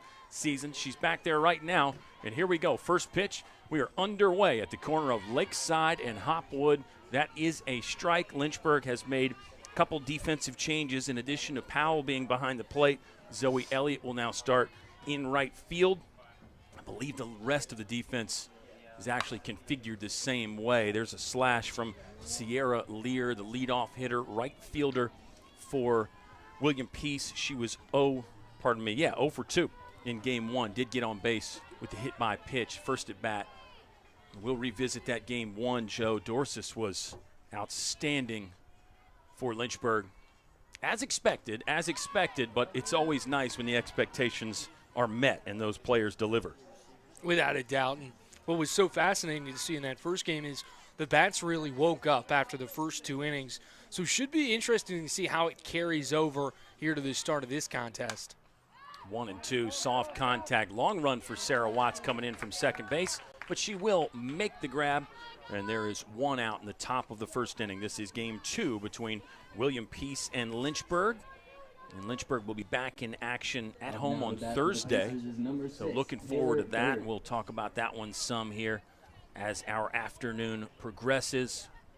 Still fantastic weather out there. I mean, it's a little bit chilly. It's still February, but a great day to play here to start the season. Fastball, strike 1 from Emily Charlton. Left-hander Charlton will feature the changeup quite a bit. She's added some life to the fastball as well. And Lynchburg has added her sister to the already strong pitching stable. So the Hornets, no shortage there. Here's a chopper that gets by Charlton. Long run, snap throw for Sarah Watts, and out 2 recorded. Sarah Watts has had a hand in both of them. Yeah, obviously we've seen what she's capable of at the plate, but now you're getting a glimpse of what she's doing over there in the field. A lot of those balls in the first game all went to the left side for William Peace. A lot of action from Hackett at the hot corner, Taliumptua in left, and Georgia Thompson at short. But early on, this second game, it's been all over to second. Great call by you, Joe. That left side was busy, as expected. Day had 1 of 2 hits for William Peace in Game 1. Adania Day playing third base. She made a couple snazzy little grabs over there at the hot corner as well. Finds herself hitting out of an 0-2 hole with 2 down in the top of the first inning.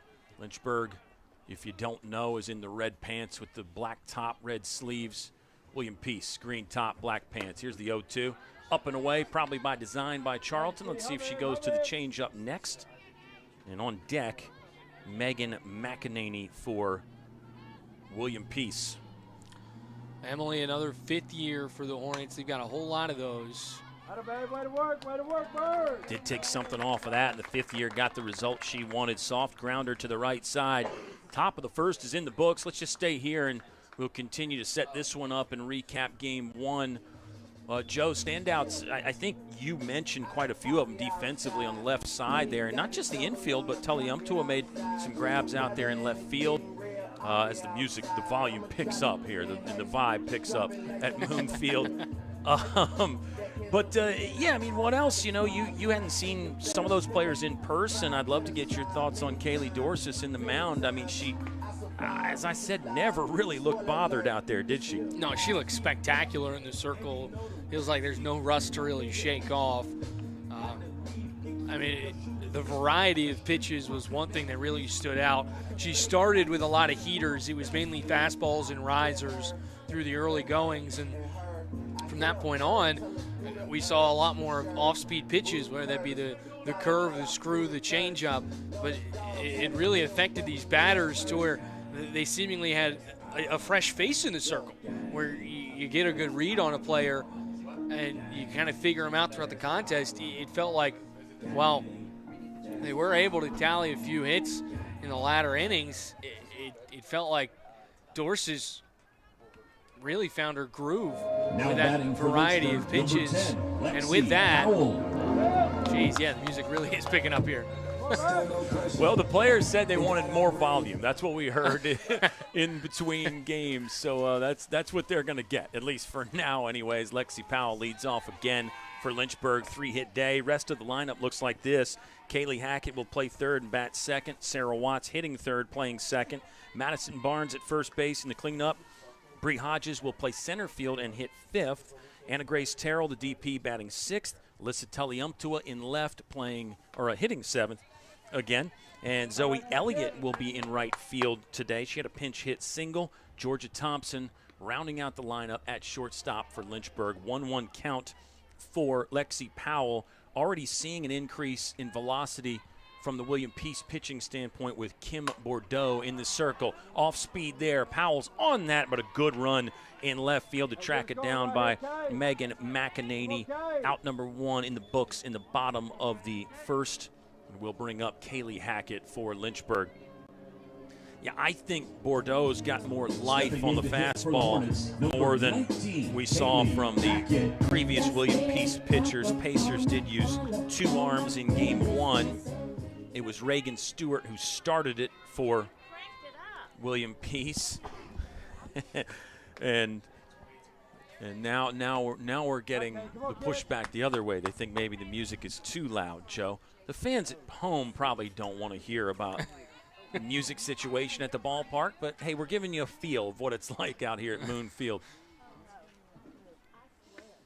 Kaylee Hackett will watch that one go up and away. It's a 2-0 count here for Hackett, star from nearby Appomattox County High School. And another one of those veterans in the stable for Lynchburg. Basically, we're going to be saying that about everybody. Here comes the 2-0 delivery. She wanted it, popped it up. See if it stays in catching range for Hannah Crone. No, it lands on top of the press box. And then the count goes to 2-1 with one out in the bottom of the first inning.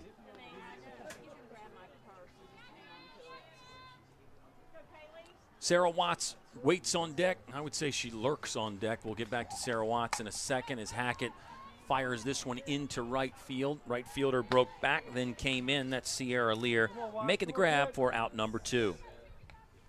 We've seen great play today from the Pacers outfield. You know, Lynchburg has given them some trouble by just spraying balls all over the place, but when it's in their general vicinity, they've done a great job of tracking it down. You've seen diving grabs, snow cone catches, a little bit of everything. Sarah Watts, 1 for 3 in game one, went hard up the middle on a ground ball base hit, her first of the season, first of many. There's one that catches a bottom rail, and it's an 0-1 start for Sarah Watts. Madison Barnes, the high school teammate, waits on deck. I think Coach Dawn Simmons loves that familiarity with those two, the fact that they did play together in high school. And you don't have to bat them back-to-back, obviously, but I think she just likes that connection and the way those two work together. Sometimes you get that sixth sense when you've been playing together for so long. And these two definitely have it. Well, a lot of times, even in the big leagues, your batting practice groups are set by the way the batting order is set. So that's kind of a common thing in baseball, softball. 2-1 count here for Sarah Watts. First team All-State last year. First team All-ODAC. 43 hits, 13 doubles, 8 jacks for Sarah Watts. This one grounded to the left side, but a clean base hit as he gets through. There's hit number 2 of the season for Sarah Watts. She's aboard with 2 down in the bottom of the first inning. You know, we've seen what she's capable of today with that power. Granted, she hasn't really lifted any, but the way she's just able to punch it really into the dirt and have it carry into the outfield, you don't see that from a whole lot of players, especially at this level. She's extraordinarily talented whenever she steps into the batter's box. First pitch to Barnes is a check swing foul ball. 0-1 count. Yeah, just back to Watts briefly. I mean, you're on it. Her barrel speed and barrel accuracy are so good that, yes, even the ball she's not hitting out of the ballpark, still leaving with the exit velocity that you want, makes it really tough out. Comes the 0-1 from Bordeaux. Ground ball left side. Watts was on the move there. And now Bree Hodges in an 0-2 hole. Pardon me, Madison Barnes. Bree Hodges does wait on deck, but Madison Barnes hitting right now. Second team All-ODAC performer last year. Hit .333 and drove in a team high 23 runs, hitting in the middle of the lineup for the most part. And this talented lineup this year, she'll get a chance to drive in a lot of runs. Here comes the 0-2, up and away, off the mitt. Watts was running anyway, now in scoring position after what will go down as a stolen base for Sarah Watts.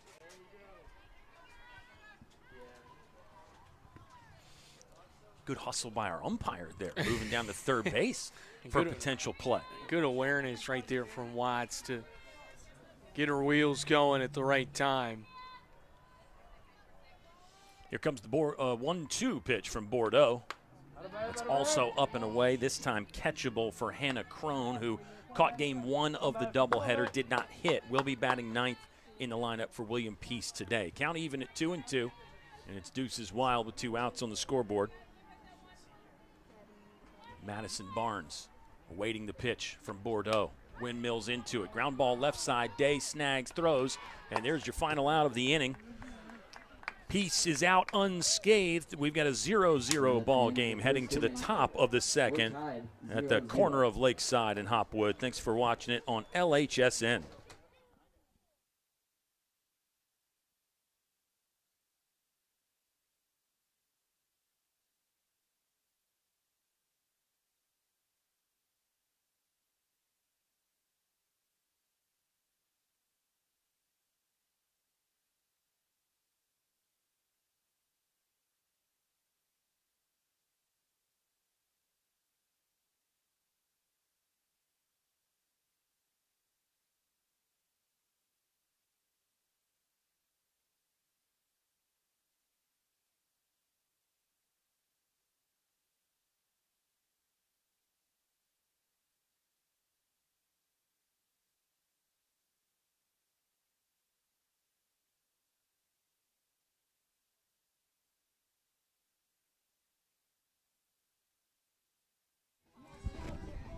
Top 2 in game number 2 at Moon Field. Hornets take the first one off to a flying start this year after the 8-run rule. Batter will be Reagan Stewart. She's the DP this game for William Peace. She started in the circle for the Pacers and had some effectiveness early, Joe, but as you said, the Lynchburg Bats just really started to get Reagan Stewart figured out as the game went on, and they did some destructive things. Stewart's going to have a good year, though. I think William Peace, there's reason to think they could have success.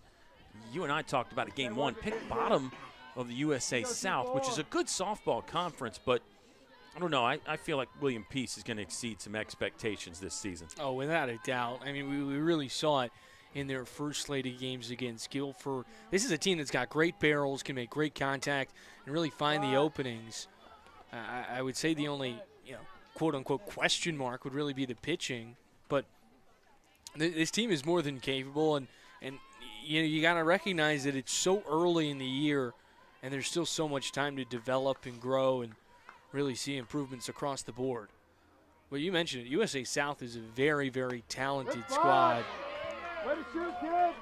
Punch out looking there. Reagan Stewart thought that ball was off the plate. It'll be strikeout number 1 of the game for Emily Charlton. Out number 1 of the top of the second. Yeah, Lynchburg will have to tangle with some other USA South foes as this season goes on. Megan McEnany, the left fielder, will check swing at that, slightly out of the zone. Gotta say, I know I haven't seen Emily Charlton in 8 or 9 months, maybe even closer to 10, but I see a noticeable bump in the velocity here. Yeah, she's certainly picked up her speed from a year ago. And when we talk about, developing players and how dangerous Lynchburg can be, I mean, she's just the epitome of what this team can do in terms of improvement and really what makes them so dangerous in this conference. Thompson moving away from the glove side in the hole. Strong throw across the diamond for out number 2. Georgia Thompson with a good grab. Yeah, you're right, though. I mean, this is a player who's a 5th year, but there's other great pitching talent, including her own sister, Kate Charlton, who transferred in. So, if you ask Emily, she knew that innings were not guaranteed for her. You can't leave Logan Curtis out of that equation as well, who is another senior pitcher for Lynchburg. Logan Curtis has done some great things, and she's going to give the Hornets some great innings this year. But Emily Charlton getting the ball here in Game 2, and early indications are good. An 0-1 start to Kirsten Cox, hitting left-handed and playing first base for William Peace. She'll swipe at the second one.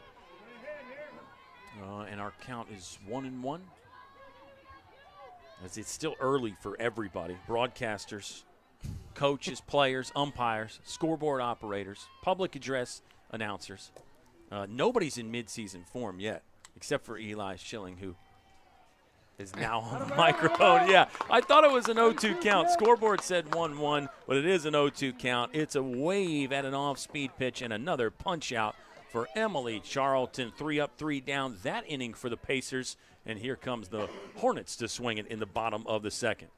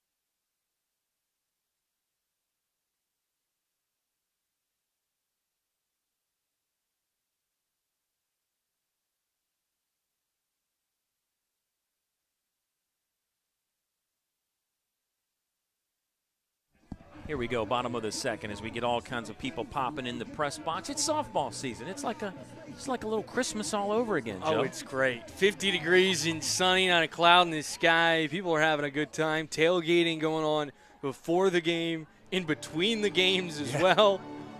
Yeah, and you said 50. I mean, with what we've been dealing with lately this winter, 50 feels like about 70 or 80 out there. It feels fantastic. It will be Bree Hodges leading off the bottom of the second. She'll take that one down and in. Still Kim Bordeaux in the circle working for William Peace. Yeah, great vibes always. The tailgate across the street there, where Lynchburg's locker room is actually across the street now. And that's actually a real impressive setup they've got over there. They got a whole lot of space, probably the biggest office that any other team's got. That's true. That's a good point, actually. I didn't think about office size there. Dawn Simmons can stretch out and have some fun out there, and it's certainly nice to have the proximity so close, not have to go all the way over campus to get over here to Moon Field when you leave the office. And a whole lot of upgrades. We mentioned it in the first game. New concrete on the concourse, new bleachers, new stands as well with seating that you can actually purchase your own seat and have your nameplate on there. Called strike on Bree Hodges. 3-1 is the count. Yeah, the upgrades here to Moon Field, phenomenal, well documented. You can find the video still on the Lynchburg YouTube page if you don't know what all went into this. Got some great drone shots during the construction. See if Hodges has the green light. 3-1, didn't matter, that wasn't close. And there's your first walk of the game, second base runner of the contest for Lynchburg. Hodges on first. Anna Grace Terrell, the DP, stepping in to hit. Looks like we're going to go pinch runner time again. Say again if you didn't watch game 1. Coach Dawn Simmons using her running options and also hitting options off the bench. Anna Grace Terrell was 1 for 2 in game 1 with an RBI single. Yeah, we saw her with a little bit of power behind that barrel. She's someone that really got her footing towards the latter part of that game, like a lot of the Lynchburg Hornets. She'll show bunt. This one's down the first base line. Bordeaux coming off. Low throw, dugout. Excellent base running, though, to go first to third when the third bag was vacated just long enough. Outstanding bunt by Terrell. Good scoop over there at first base by the second baseman, Jalen Gonzalez, who was covering. And that bought just enough time for the base runner to scamper across from first to third. Yeah, and you're more than happy with that result because, you know, you're just hoping you can get a runner over to second. With one away now, you can do a sac fly, anything to the outfield, a ground out even can bring a run home with the speed you got over there at third. Yeah, the runner, by the way, is number 13, Caitlin Reagan, sophomore from Wake Forest, North Carolina. The hitter is Alyssa Tulliumptua. 0-1 count. Yeah, Tulliumptua would love to lift something here. Double, sac fly, home run, even. Looking to elevate on a pitch down and in. She'll lay off. Bordeaux tapping the chest there with the universal my bad gesture. Our count is even at 1-1. One down here in the bottom of the second. Still no score in game 2. Took a few innings for Lynchburg to get on the board in game 1. Single runs in the third, fourth, and fifth innings. There's a ball that will sneak through. Alyssa Tulliumptua, backside line drive past the outstretched glove of the shortstop. And that is another RBI single for Alyssa Tulliumptua. Game 1. She was 1 for 3 with a single and a stolen base and a run scored. Zoe Elliott in the starting lineup. We saw her in a pinch hitting role last game, Joe.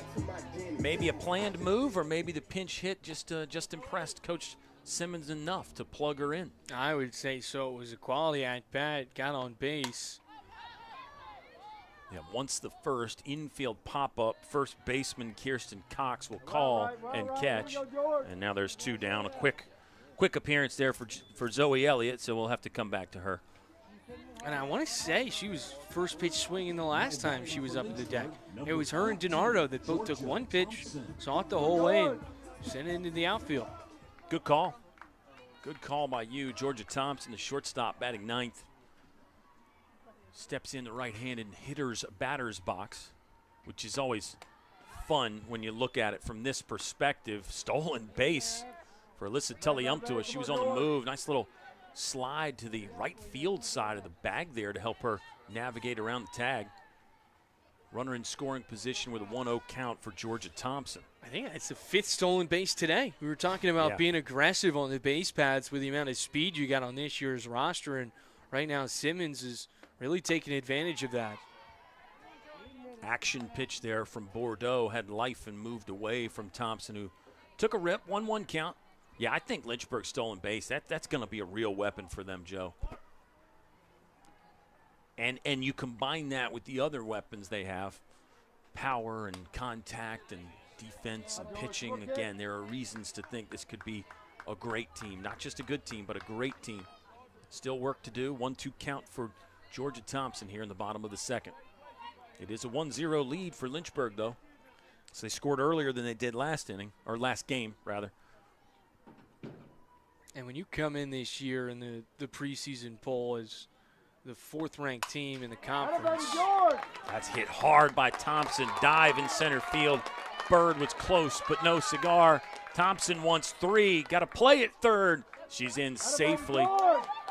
The third baseman, Day, might have been better served to get closer to the outfield so she could catch that throw without Thompson's slide being in her way. That's a triple, an RBI, and now a 2-0 score.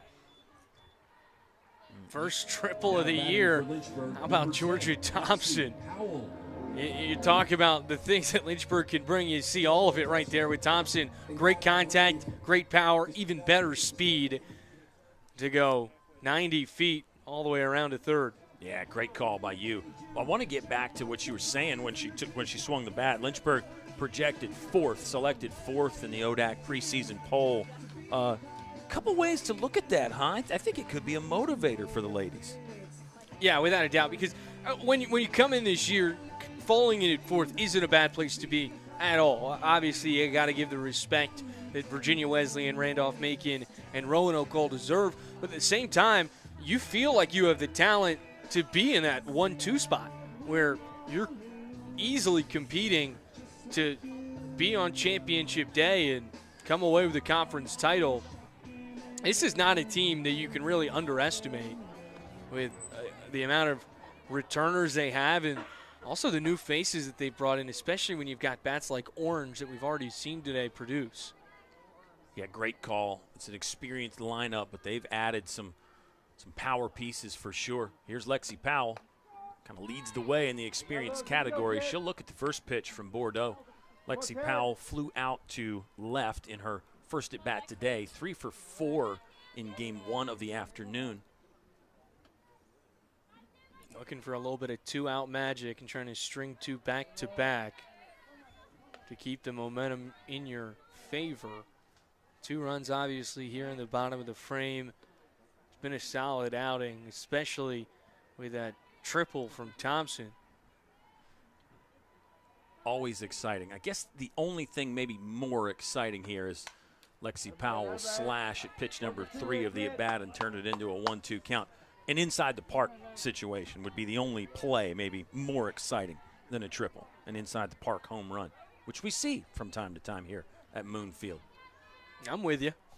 I mean, it's kind of crazy that you could even have that in softball with the fences so close, but the bases are closer, players are quick. Comes the 1-2. Lexi Powell has speed. She'll fight that one away. Do you think you could do it? You can round the bases at the park? No, I'd blow a hamstring going down to first nowadays. Maybe in the younger years, but no, not now. Not at any field. Even bring it to like the Little League with the bases closed. Because I would do the thing where I overestimated my abilities and I'd come out of the gates too quick. And I'd either pull something or just completely gas out rounding second. Lexi Powell is under this one. Should be catchable in center field for Taylor Bird. No, it stays in the infield, in fact, but the grab is made, and the inning is over. It's a good one for Lynchburg. 2 runs on 2 hits, 1 left on for the Hornets. They lead 2-0 going to the top of the third.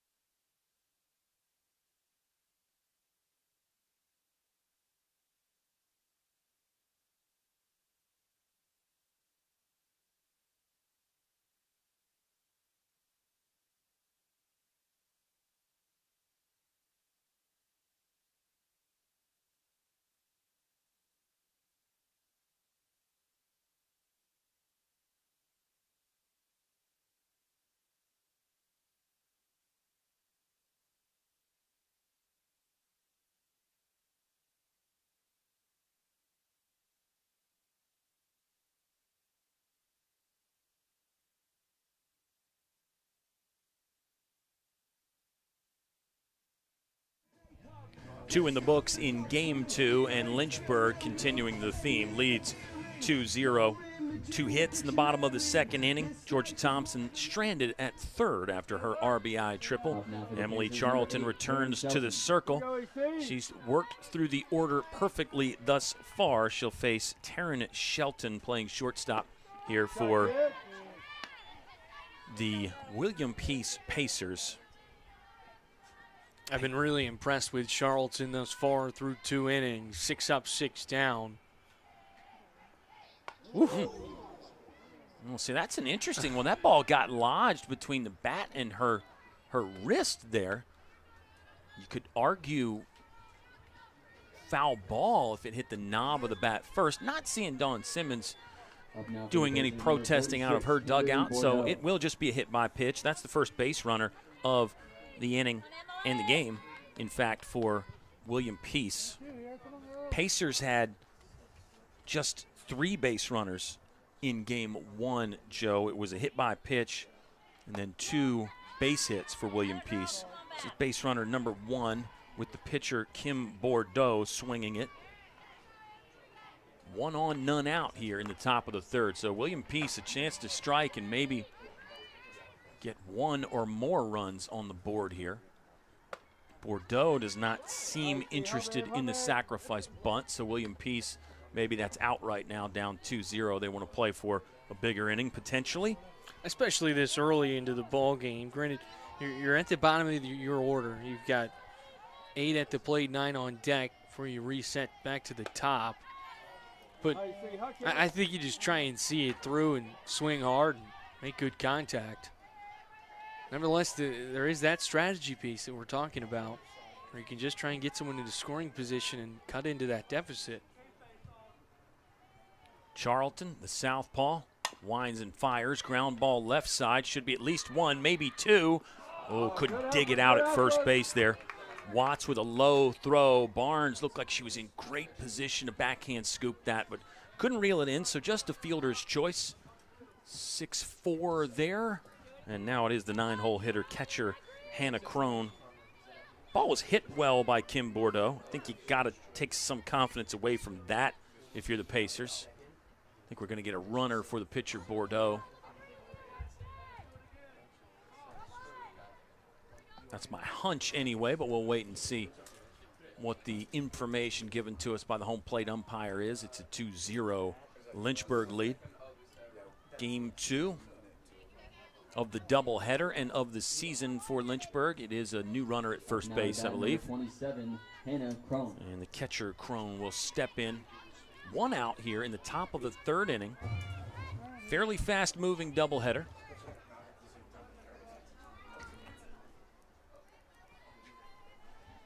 Lynchburg defensively, basically straight away, medium depth in the outfield. Infield is as you would expect with a runner on first base, slightly pulled in, ready for another potential double play ball.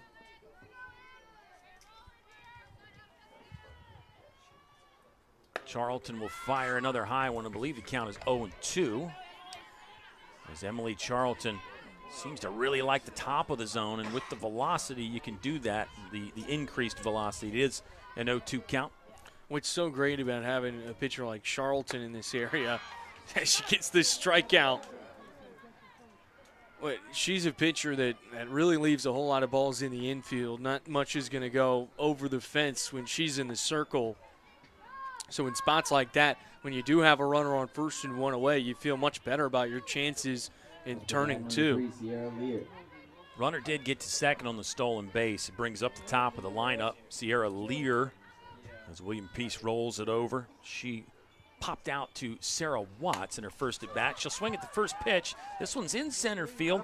Bit of a longer run out there for Bree Hodges, but she yanks it home. And the top of the 3rd is over. Lynchburg still unscathed. William Peace did get a runner in scoring position, but nothing more as the Hornets remain on top. 2-0 on Lakeside Drive.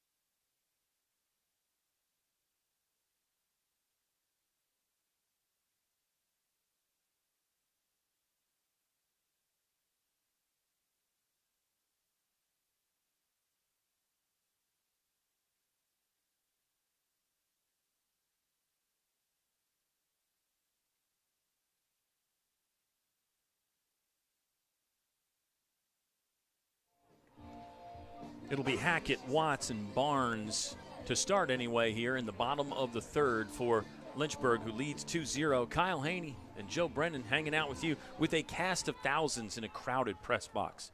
Joe, we take us a half an inning to name everybody up here, and then other people will show up. The thing is, it's about half the size of our normal procedure or production, but close quarters. Yeah. Well, just wait till you get down to Fox at some point. And if fans don't know Fox Field is the baseball field, you should probably not assume that everyone knows what I'm talking about. There's a foul ball and a check swing from Kaylee Hackett. 0 for 3 in game 1, 0 for 1 here in game 2. She's looking to kickstart something in this at bat, Joe. Yeah, without a doubt, and a good time to do it. She'll try out with a bunt. Pitcher out of the circle. Fields throws slightly awkwardly, but they got Hackett by a step at first base. And a good idea right there. Just a little too much mustard on that one. It went right back to the circle. An easy play made by the pitcher. But, I mean, I say take that with a grain of salt because not every pitcher is going to be able to make that play. Yeah, and the bunt positioning may not have been exactly what Hackett wanted. Still made it close at first base, obviously. Here comes Sarah Watts again. The pitcher in the circle is still Kimberly Bordeaux. Watts wants the first off the end of the bat, looping into right field, and the grab is made there by Sierra Lear. 2 quick outs. Lynchburg will have Madison Barnes to try to have a 2-out rally get going their way. Stepping up to the plate. Madison Barnes grounded out to third in her first at bat.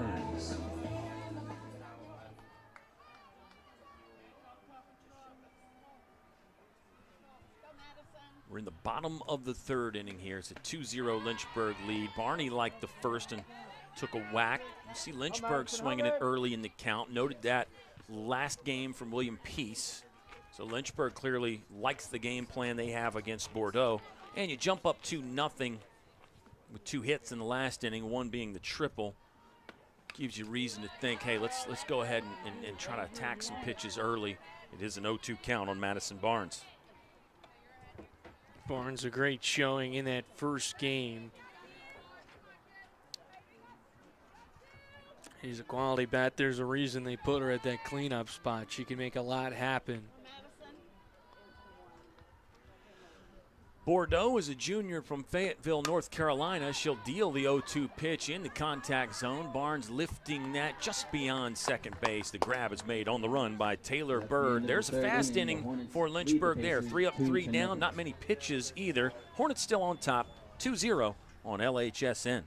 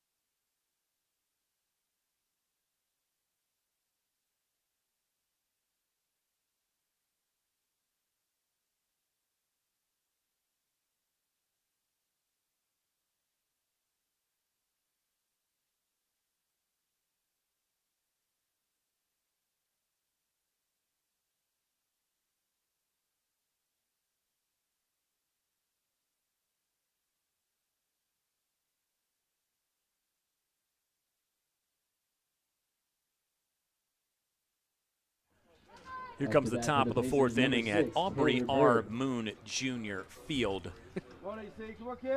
Takes a while to say that, doesn't it, Joe? Kyle and Joe hanging out with you. Emily Charlton still pitching. Let's run down some of her career stats here because we haven't talked about them yet. We're in the fourth inning. We'll miss a chance. This is start number 55 of her career for the 5th year.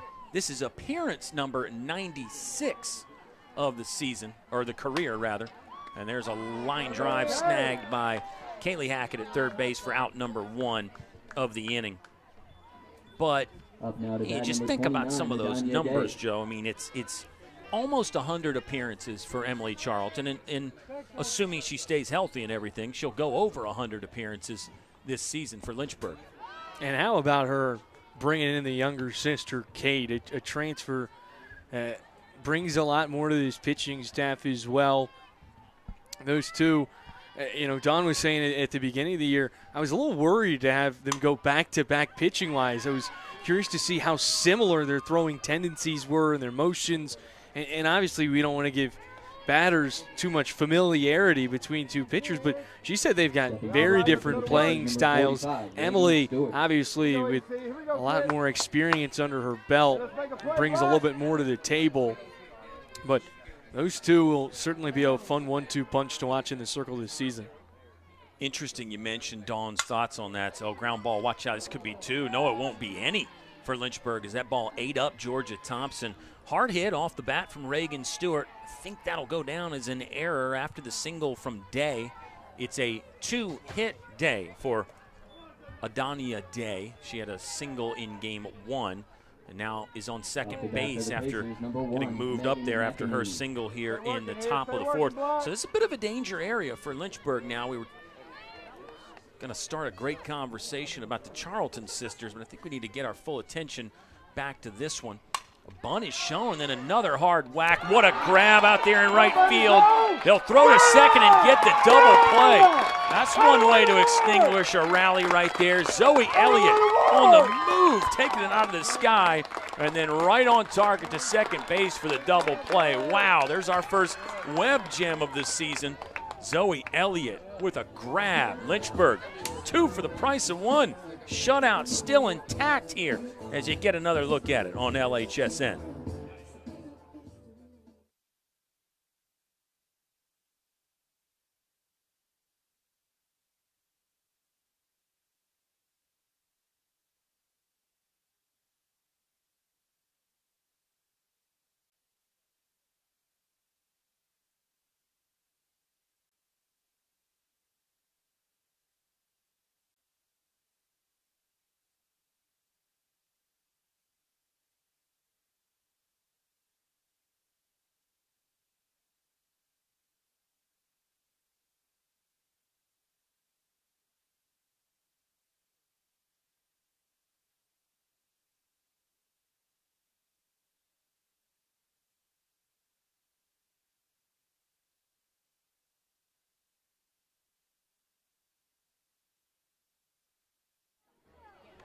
Bottom of the 4th after an electric play to wake everybody up in game 2 of the doubleheader.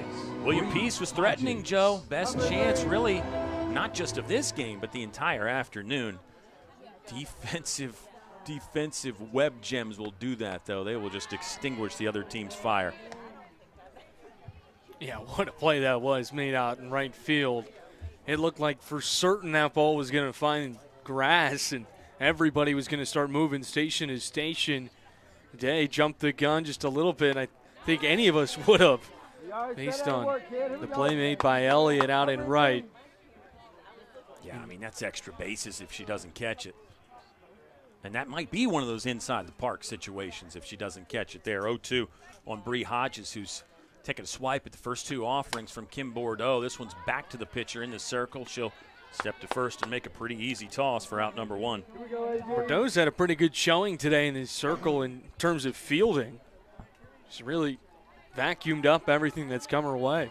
She has. She fielded a bunt from this young lady, Anna Grace Terrell. It was a sacrifice bunt, but a good play to get off the mound and get Terrell at first. 1 out here in the bottom of the 4th. Lynchburg has 2 runs on 3 hits. Hornets have left 2 on, both in scoring position. For reference, on the other side, the Pacers have no runs on 1 hit. They have left 2 on, one of those in scoring position. And I've been pretty impressed with Bordeaux's arsenal. And she's really shown us what she's got in her bag. Just pulled out the screwball right there. She's got a mean riser as well. Yeah, great call by you on the pitch selection. She threw 5 against Guilford. 2 strikeouts, did walk 4. Got hit around a little bit, but it really looks solid in the circle right now. This ball's hit the other way by Anna Grace Terrell. Long run there and left, and a grab by Megan McEnany. McEnany has had a spectacular day out in left field. She's had no problem with anything that's come her way. Now batting Another for left-handed Lynchburg, hitter, Alyssa Taliumtua, Taliumtua, who had the RBI single to score the first run of the ball game. And then she scored on Georgia Thompson's triple. So a good game so far for Alyssa Taliumtua. She'll bat with 2 down here in the bottom of the 4th. Yeah, Kim Bordeaux, I mean, really, you say or you tell people she gave up 11 hits against Guilford. You don't really see that right now against Lynchburg. And we felt like the Lynchburg bats were heating up. 8-run performance in game 1, I think, would back up that comment. This ball's low. Yeah, I think that's safe to say.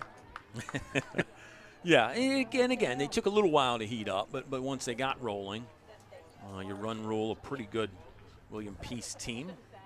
Bordeaux steps back on the slab and gets ready to fire the 3rd pitch of the at-bat. Taliumtua dribbler to second base. This could be close here. Sidearm throw, but they get her, and the inning is over in order.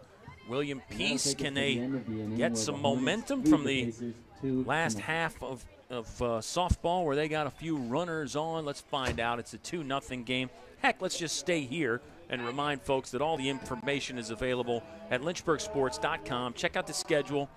Follow along with the live stats and then the social media, Joe. I mean, you know, not that we need to compare, but who's doing better social media stuff than Lynchburg right now? I don't think anybody. Maybe some people can equal it, but nobody can top I don't it. know. We just had a real hit 2 million views. Is that right? Yeah. Can you believe That's a that? big number. Yeah, it is a big number. Which one was it? It was the men's lacrosse team. How many times a week do you call your mom? Okay. Yeah. And that's, again, you know, you get some great content of all different styles when you follow along with Lynchburg's social media. So if you're into that, we encourage you to get into it with us if you haven't done so already.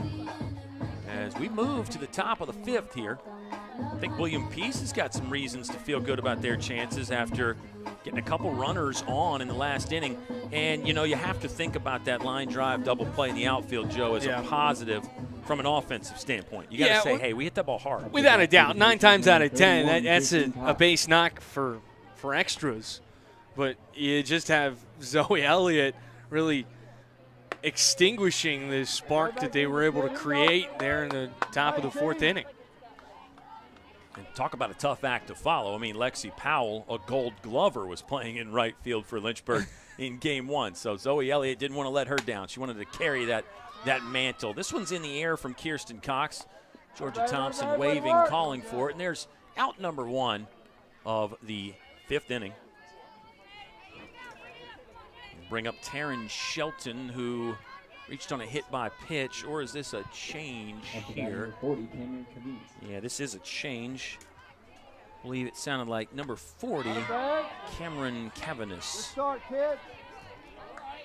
Strike 1 from Emily Charlton. So Coach Lauren Conway for William Peace making some adjustments to her batting order. Left-handed hitter. There's one that was just under the zone, but looked really good out of the hand from Charlton. I've been really, really impressed with the pitching that we've seen today, both from Dorsis and Charlton. And they've given very different looks, which it seems to have given William Peace just a little bit of trouble here in the opening stages. Well, now we're about past the midway mark, but they fly through. It's going quick. No, but you're right, though. I mean, really, you think the bottom of the order here is this is only going to be their second at bat, so it does feel early. And for a pinch hitter, obviously, it's her first at bat. 1-2 count. As Cavanis sends that one towards Lakeside Drive and that office and locker room for Lynchburg softball that we talked about. See if Charlton goes with the changeup here. Pitch, yeah, something off of that. Didn't get the location. And now the count is even at 2 balls and 2 strikes. But I like the idea. She's trying to paint the outside corner. You can get away with that when you're up in the count. She's doing a good job of staying ahead. The 2-2 is hittable and sprayed foul into the netting. Yeah, that time decides to go off speed right down the center of the zone. We saw Dorsis have a lot of success with that pitch in the beginning, or in the end, I should say, of the first game. you start to wonder how much communication between games is going on between those two and saying, this is what was really giving those batters a lot of trouble, and this is what's working well. Yeah, they talk a lot of communication there. And then even despite the different styles, which you've touched on, and Don Simmons has too, full count, went with the changeup again, swung through and missed, and there's out number 2 of the 5th inning.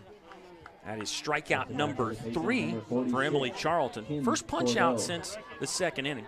We ran down her career numbers. Maybe we should take a moment here to talk about Kaylee Dorsis and her career stats. For Dorsis, that'll now be win number 34 on the season. We'll have to hold that thought as this one's put into the outfield, and Zoe Elliott makes another fine grab moving towards the scoreboard.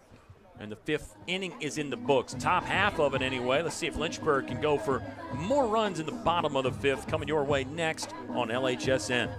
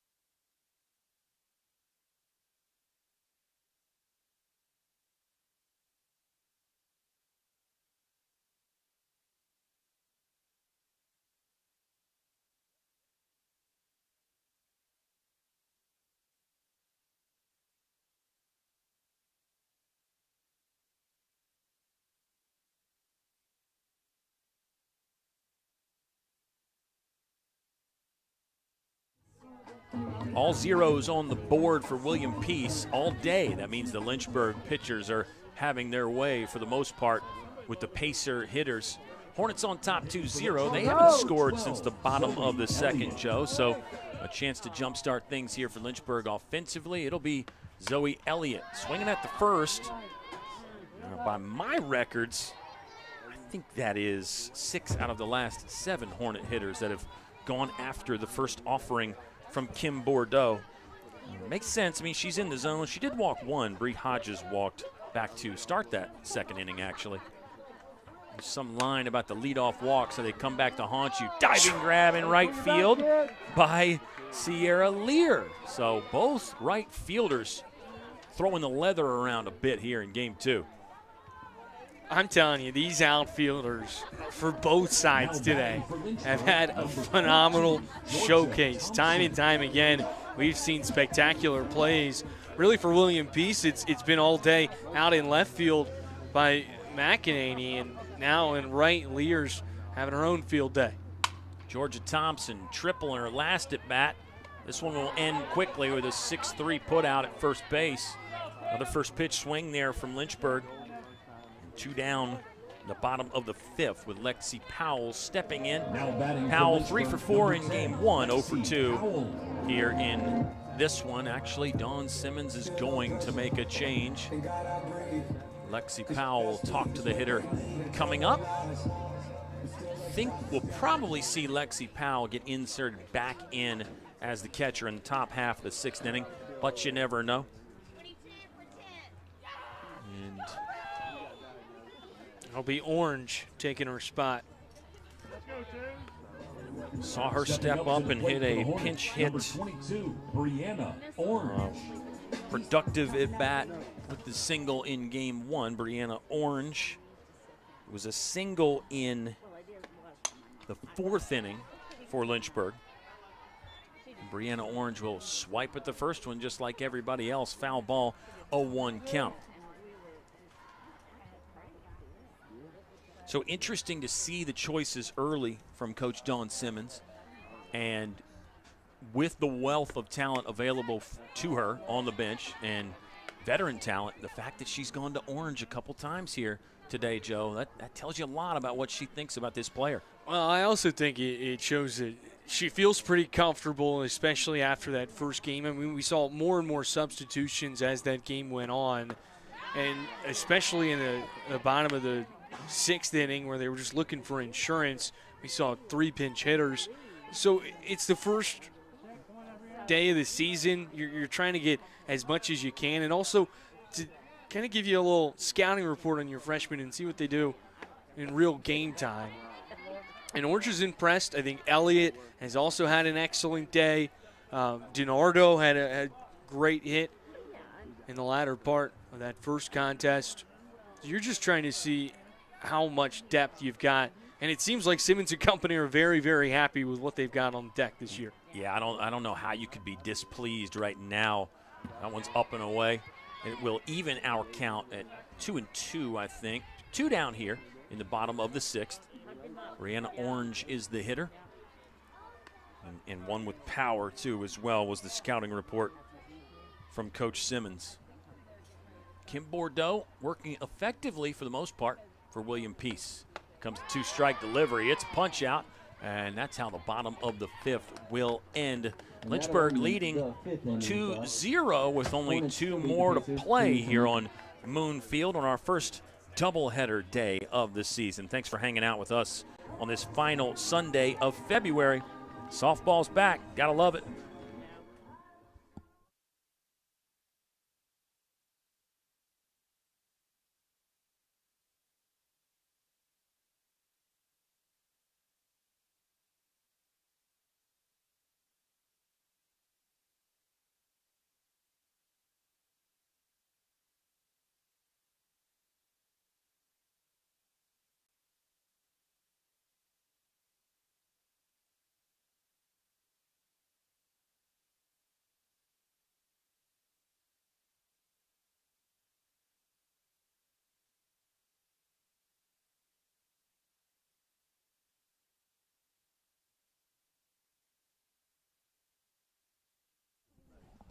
Looks like William Peace will send a pinch hitter up here to lead off the 6th inning. Lacey Smothers stepping in for the Pacers. Kyle and Joe hanging out with you.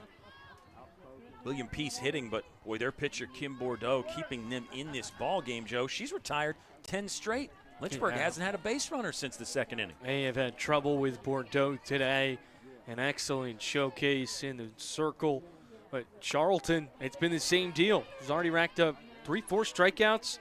He's doing a great job really keeping these batters guessing with what's coming next. Yeah, it is 4 strikeouts. I think I might have misspoke earlier and not given her credit for one. Boy, nasty pitch there. Lexi Powell back in catching for Lynchburg. Comes up a little gimpy on that one. Not sure what happened, but Lexi Powell is okay. She gave the nod to the dugout, everything fine. Those catchers, they take a beating, man. It's a tough deal. Yeah, and we already saw her grab at that left shoulder earlier on. Wasn't sure if it was an awkward fall and she slid into second, or the ball might have actually hit her as well. Ground ball right side. Pretty easy grab there for Madison Barnes as she steps on the bag for out number 1. Yeah, that was on a stolen base attempt. So, yeah, in addition to taking all the foul tips and having to block, then you got to go out there and run the bases, and you get beat up out there too. Hitter will be Hannah Crone. Scratch that at Sierra Lear, the top of the order up. And this will be an out, another quick out for Lynchburg. Yeah, we're moving quick. And really the only life that we've seen from William Peace in his second game came back in the 4th inning as you get another look at that spectacular grab made by Watts, who's had a great game in this second game over there at second in the field.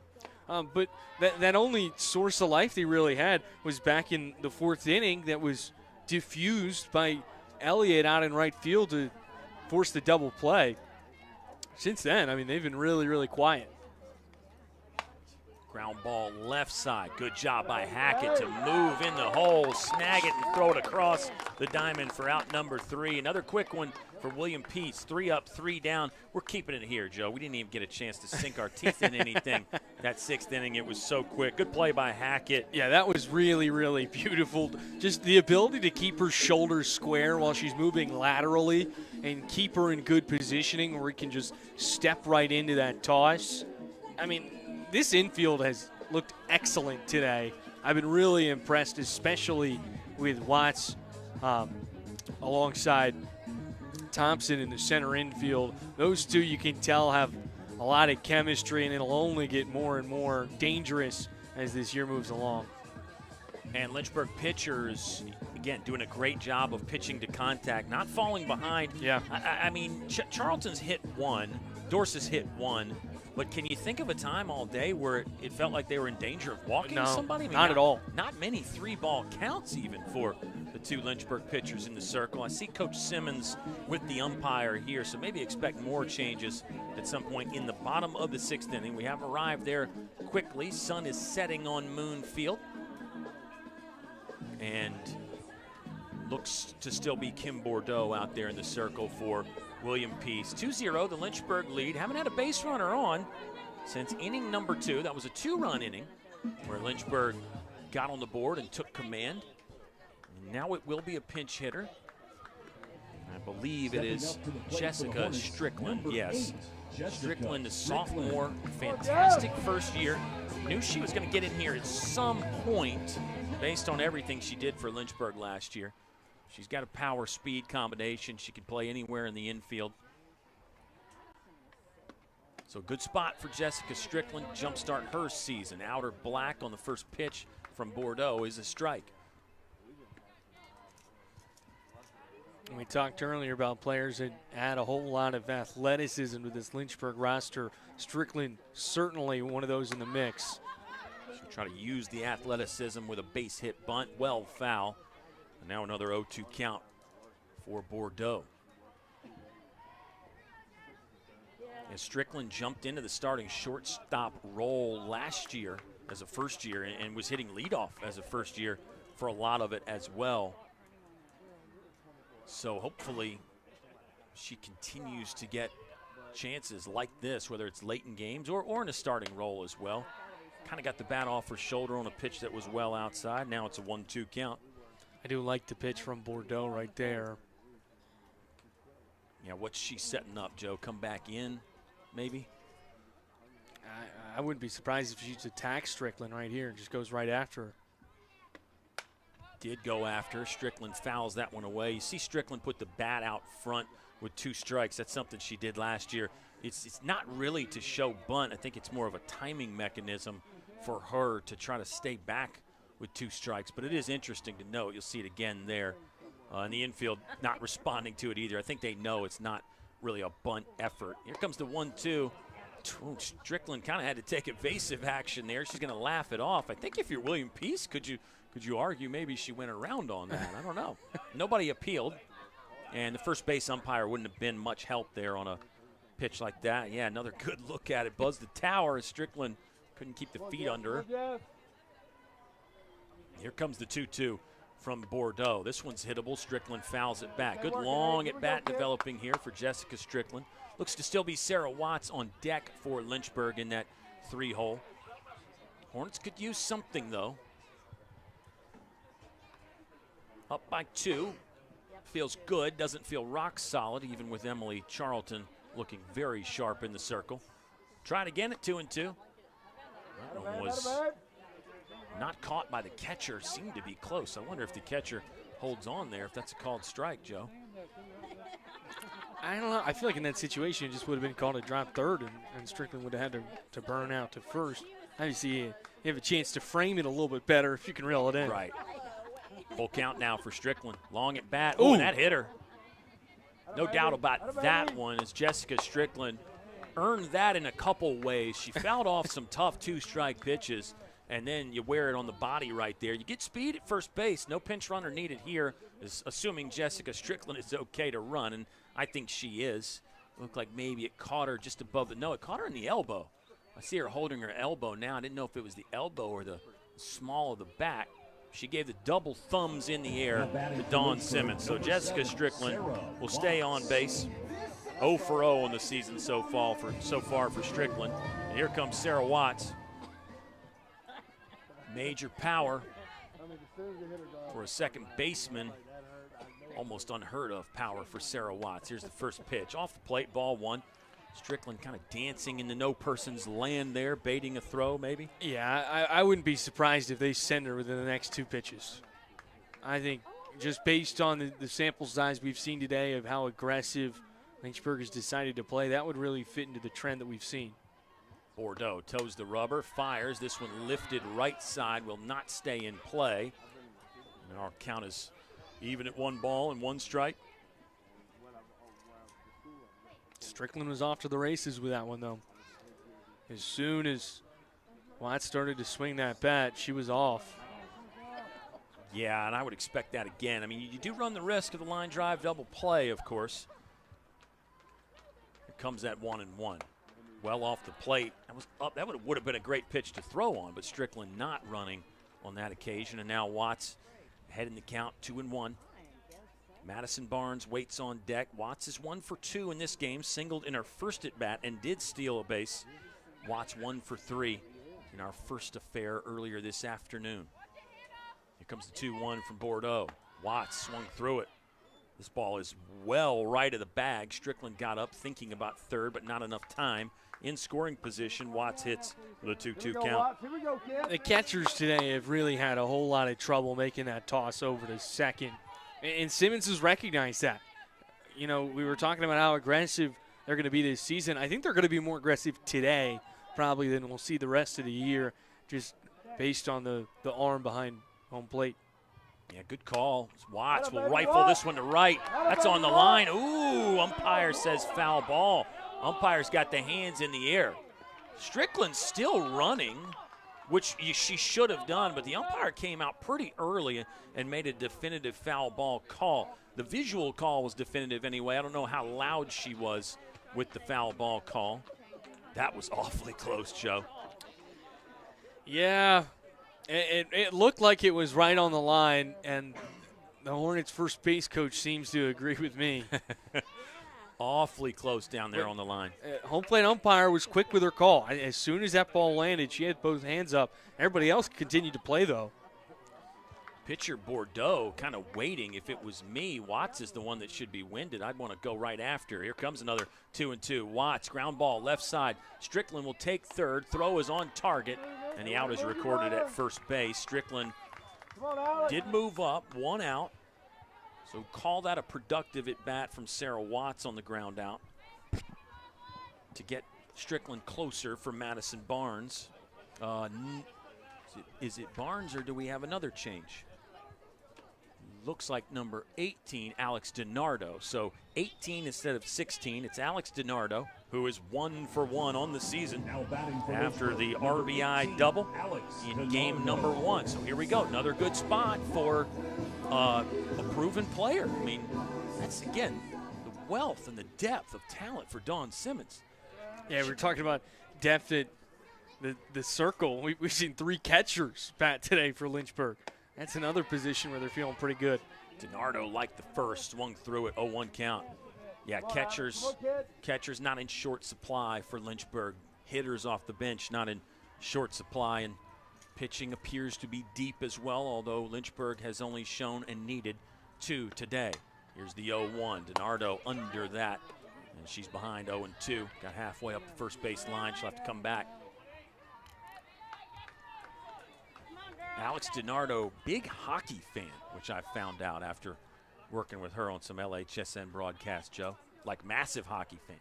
Goes to games. 0-2.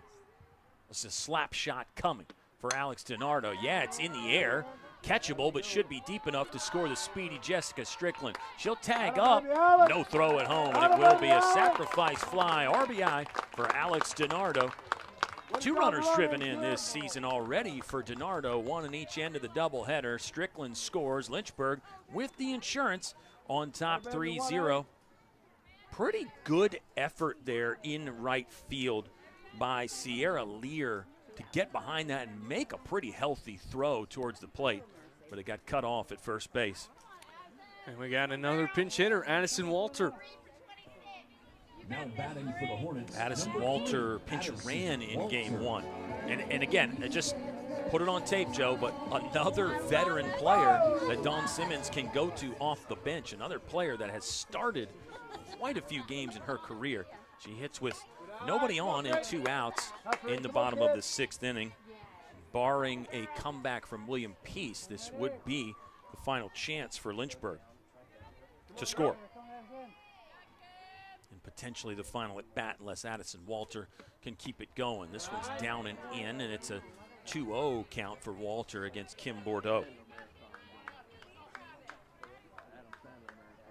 Good start here from Walter, just being patient. A lot of times when you come into the game like this as a pinch hitter, you can be a little trigger happy and just want to swing right away, but she's shown good patience. Great call by you, but you're waiting around on the bench. You get your chance. You want to do something immediately. Excellent point. 2-1 count. Addison Walter, 5th year from Mechanicsville. This is game number 131 that she has played in. Back to these resumes. I mean, some of them are mind-boggling. She's made 112 starts, Joe. Career 251 hitter. Yeah. She had 280 her first season. So much experience on this year's team with the 5th years alongside the senior talent. And you've got 7 players in their senior season or 5th year. Walter popped up, will not stay in play, and that's our second one that's landed on the roof this season. It's not a pretty noise when it falls on that roof either. Well, if you were about to doze off for a nap, it wakes you up. You could use that as your alarm clock sound. Get that, record that. Imagine hearing that at 6 a.m. every morning when it's time to get up. Wake up with fear. Wake up with fear. Fear and loathing, as Hunter S. Thompson would say. Good call, though. This is fun. It's a full count for Addison Walter. Try to keep one between the lines here. Kim Bordeaux, really an outstanding performance. It might be in a losing effort. She's got to feel good about what she's done. Walter should feel good about the walk there. That one was nowhere close. I think Bordeaux missed the grip there on release. And it's a walk and a runner on for Lynchburg. Number 21. It'll be number 21, Anna Grace Terrell back in there. The DP has a sacrifice bunt in this game. She's flown out to left. Anna Grace Terrell 1 for 2 in game number 1. Flew out to deep right field and also had an RBI single. This one well wide out of the hand of Kim Bordeaux. Seems to be losing a bit of the control for William Peace. Addison Walter about to hustle off first base here. 2 down in the bottom of the 6th for Lynchburg, who leads 3-0. They broke last game open in the bottom of the 6th. Another runner, same result, safe at second after another throw that's high and wide from the catcher, Hannah Crone. And it feels like every single one of those is high and wide to the right. It's been pretty consistent with that location. Earlier on in the first game, they were often low and right. Now they tend to be sailing. And yet we still haven't seen anybody try and turn another stolen bag into that missed throw. Was in on Anna Grace Terrell. She flinched but didn't pull the trigger. Yeah, it's with the center fielder being so close, it's difficult to do, but you're right, because of how wayward some of those throws are, it's certainly got to be a thought as you pop up, sliding into second. 3-0 count. Anna Grace Terrell did not have the green light, it would appear, as that one came in mid-thigh, doesn't pull the trigger, and now it's 3-1. And a lot of them, while you do have that center fielder playing down, because of just the way the throw comes out, it tends to just die right on the edge of the dirt and the grass. So it's not like it's rolling all the way out there. Terrell fouls that one off her front foot. Another one where our umpire came out pretty quickly and called it. And the umpire now will give Anna Grace Terrell a little bit of time to compose herself by dusting off the plate. Yeah, you think a stub toe is bad. Try that. No kidding. Well, it's another reason why we're up here now, or why I want to be up here now. On a cold day, too. It's gotten a little chillier out there. We talked about how great the weather was. It was nice earlier, but as the sun sets here, Terrell under this one. Tough grab, lands in fair territory, but spinning foul. So we'll try it again here at 3-2.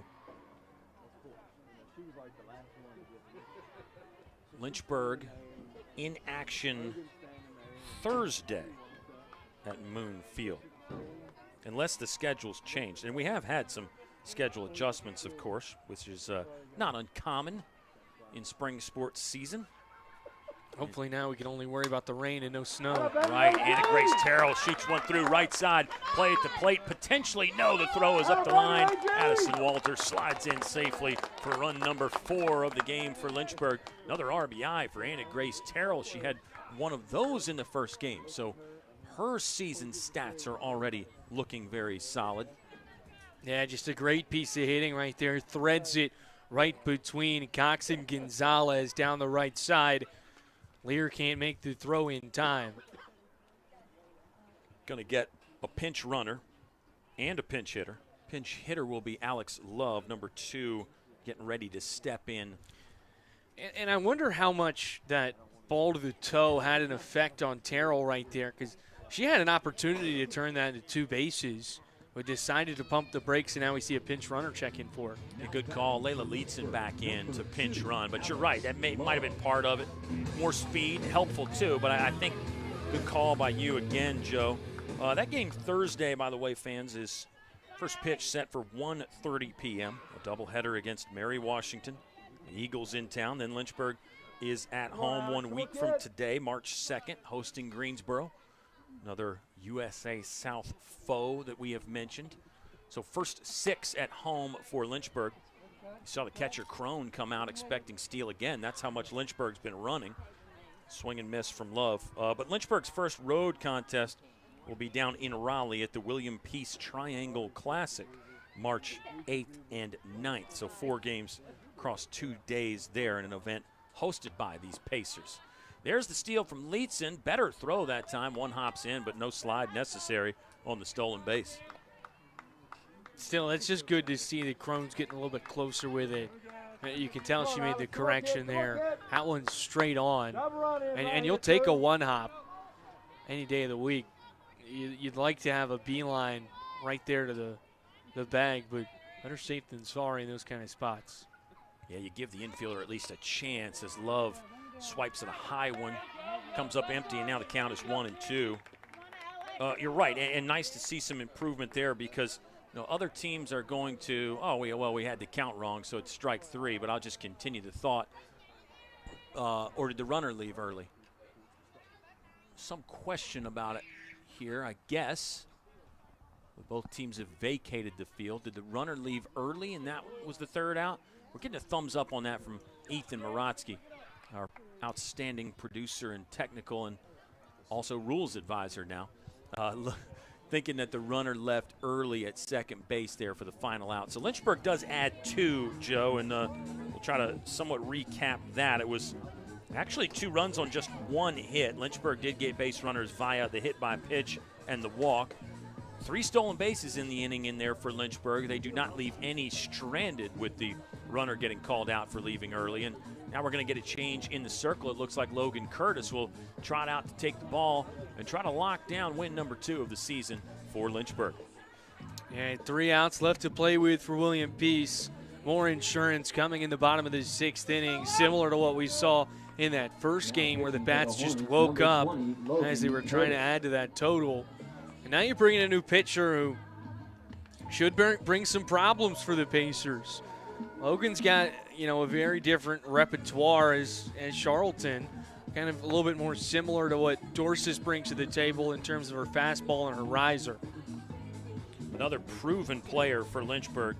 She's racked up her share of innings for this team, and as mentioned, she'll get a bunch of innings this year. Senior from Virginia Beach. Last season, a 2.47 earned run average.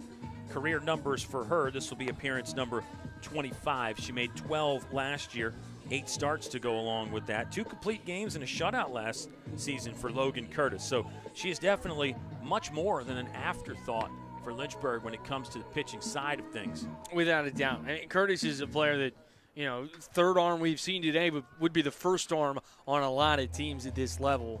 She is very, very talented in what she does. I'm excited to see what she can bring here and see if she can close this one out. Adanya Day has been a standout for William Peace. She will lead off for the Pacers here in the top of the 7th. 1 hit in each end of the doubleheader for Day. Played a pretty good third base over there as well for William Peace. As Umpires over at the Pacer dugout. I think maybe checking on some potential changes for them. And it looks like once she gets back behind the dish, we'll be ready to go here in the top of the 7th. For William Peace, again, I think they've got a lot to build on and some things to feel good about. If they do not complete a comeback here, they'll be sitting at 1-3 on the season, Joe. But I don't think this Peace team is all bad at all. They're gonna give some people some problems as this year goes on. You know, I think what it's really going to show is just how strong Lynchburg has opened up this year. Ooh. Day got good metal on that. Taliumptua actually got her glove to it and could not pull it in. It was never really in the webbing, just kind of skimmed off the fingertips and the leather there. Day's got a double. It's now a 3-hit day for her, 2 in this one and 1 in the first. Yeah, I've been very, very impressed by Day, both the hot corner and in the batter's box. She's done everything asked of her. She's vacuumed every ball that's come her way, and stellar piece of hitting right there, probably the strongest hit we've seen this afternoon from William Peace. Not the way Logan Curtis wanted to be greeted. She's hitting third in a good lineup for a reason. And I think also this tells you a little bit about Dawn Simmons' thought process for Lynchburg. She wanted Logan Curtis to face some good hitters. Didn't put her in there against the bottom of the order, Joe. So you get 3, 4, 5 here for William Peace. This is Reagan Stewart. Yeah, you saw that at first at bat against Day, she went fastball right down the middle. Now she's trying to kind of paint the outside edges and maybe getting a little too fancy with it. But I think that was just a kind of a bad matchup with Day versus Curtis. Because when you throw those fastballs right down Main Street, I mean, if you have a quality hitter like Day, who's probably the best hitter on this team, she can get good contact and really send that one to the outfield. The official line, well, unofficial if I'm saying it, but for Emily Charlton, it looks like 6 innings pitched, 4 strikeouts. She yielded just 1 hit, no walks, 1 hit by pitch. So a fine performance for Emily Charlton as expected. Backing up what Kaylee Dorsis did with the complete game shutout. Runner on second is a new runner. It's a 3-0 count now on Reagan Stewart. Pitches across the plate for strike 1. Logan Curtis getting it figured out here for Lynchburg. Yeah, I mean, had the same location on back-to-back pitches for her second and third that were low and inside. Able to find the zone right there. 3-1, swung on, sent into left field. 1 hop on the dirt. Taliumptua will come up with it, send it to the cutoff player, and it's back-to-back base hits for William Peace as Stewart is aboard with her first knock of the game. And now the tying run is in the on-deck circle for William Peace. So I feel like we got a ball game here. I mean, Without it's a doubt. 4-0, but this is still a game, fans. And you've got 2 pinch runners, both at the corners. You got to think they're going to try and pull the double steal here. You got to be aggressive but cautious at the same time at this stage of the contest. I mean, this is probably your best chance you've had all day long, yet you've only got 3 outs to work with. I mean, it's not like you can make it up in the next inning. Right. Megan McEnany hitting for William Peace with runners at the corners. She is 0 for 2 in this one. She did hit the line drive that became the double play in right field. So she hit that one well, grounded out to shortstop. That ball's in for ball 1. And all the balls have gone to the exact same spot, low and inside, right at the ankles. McEnany showing bunt, but again, I think that's just for timing rather than anything they want to do. Hackett fields at third, but that ball is foul. Kaylee Hackett went back to third, by the way, after getting pinch hit for by Jessica Strickland, who is an infielder by trade. Would not have been shocked to see her stay at the hot corner, but hey, Kaylee Hackett is back. 1-1 count now in a 4-0 ball game that feels like it's tightening up here for Lynchburg. This one popped up. Staying in the infield, Sarah Watts calling the whole way. And now we're going to have a play at the plate. Watts throws to Powell. Powell on the knee for the tag, and then Lynchburg went for the triple play. They'll settle for 2. That is a 4-2 double play as William Peace sent the runner at third. Powell was ready for it. Watch it again here. Good job by Powell to change directions, or rather Sarah Watts to change directions. And then Powell with a scramble and a catch there at the end to apply the tag. Well, that will change the complexion of this one. Yeah, that's not what you wanted for William Peace, and that might be the understatement of the day, as they're down to their final out now. Runner did move up to second. So we've seen a 4-2 double play and a 9-6 double play. Yeah, Lynchburg really using it to their advantage here in this one. 1-0 count on Kirsten Cox. Pitch from Curtis is across for strike one. And she looks more confident now. Sure, I think got to have major wind in the sails now for Logan Curtis. Yeah, good call. Of note for Kaylee Dorsis, before I forget, 26 career complete games now. 26 career complete games. Shutout number 9 of the career for Kaylee Dorsis. Here comes the 1-1 from senior Logan Curtis. Cox took a hack and came up empty, and this may be final pitch of the ball game right here.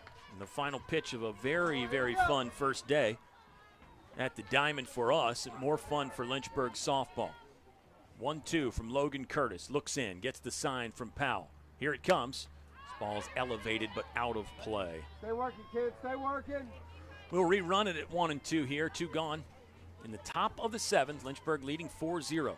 Preserving the shutout thanks to a fine double play by Sarah Watts, throwing home to Lexi Powell.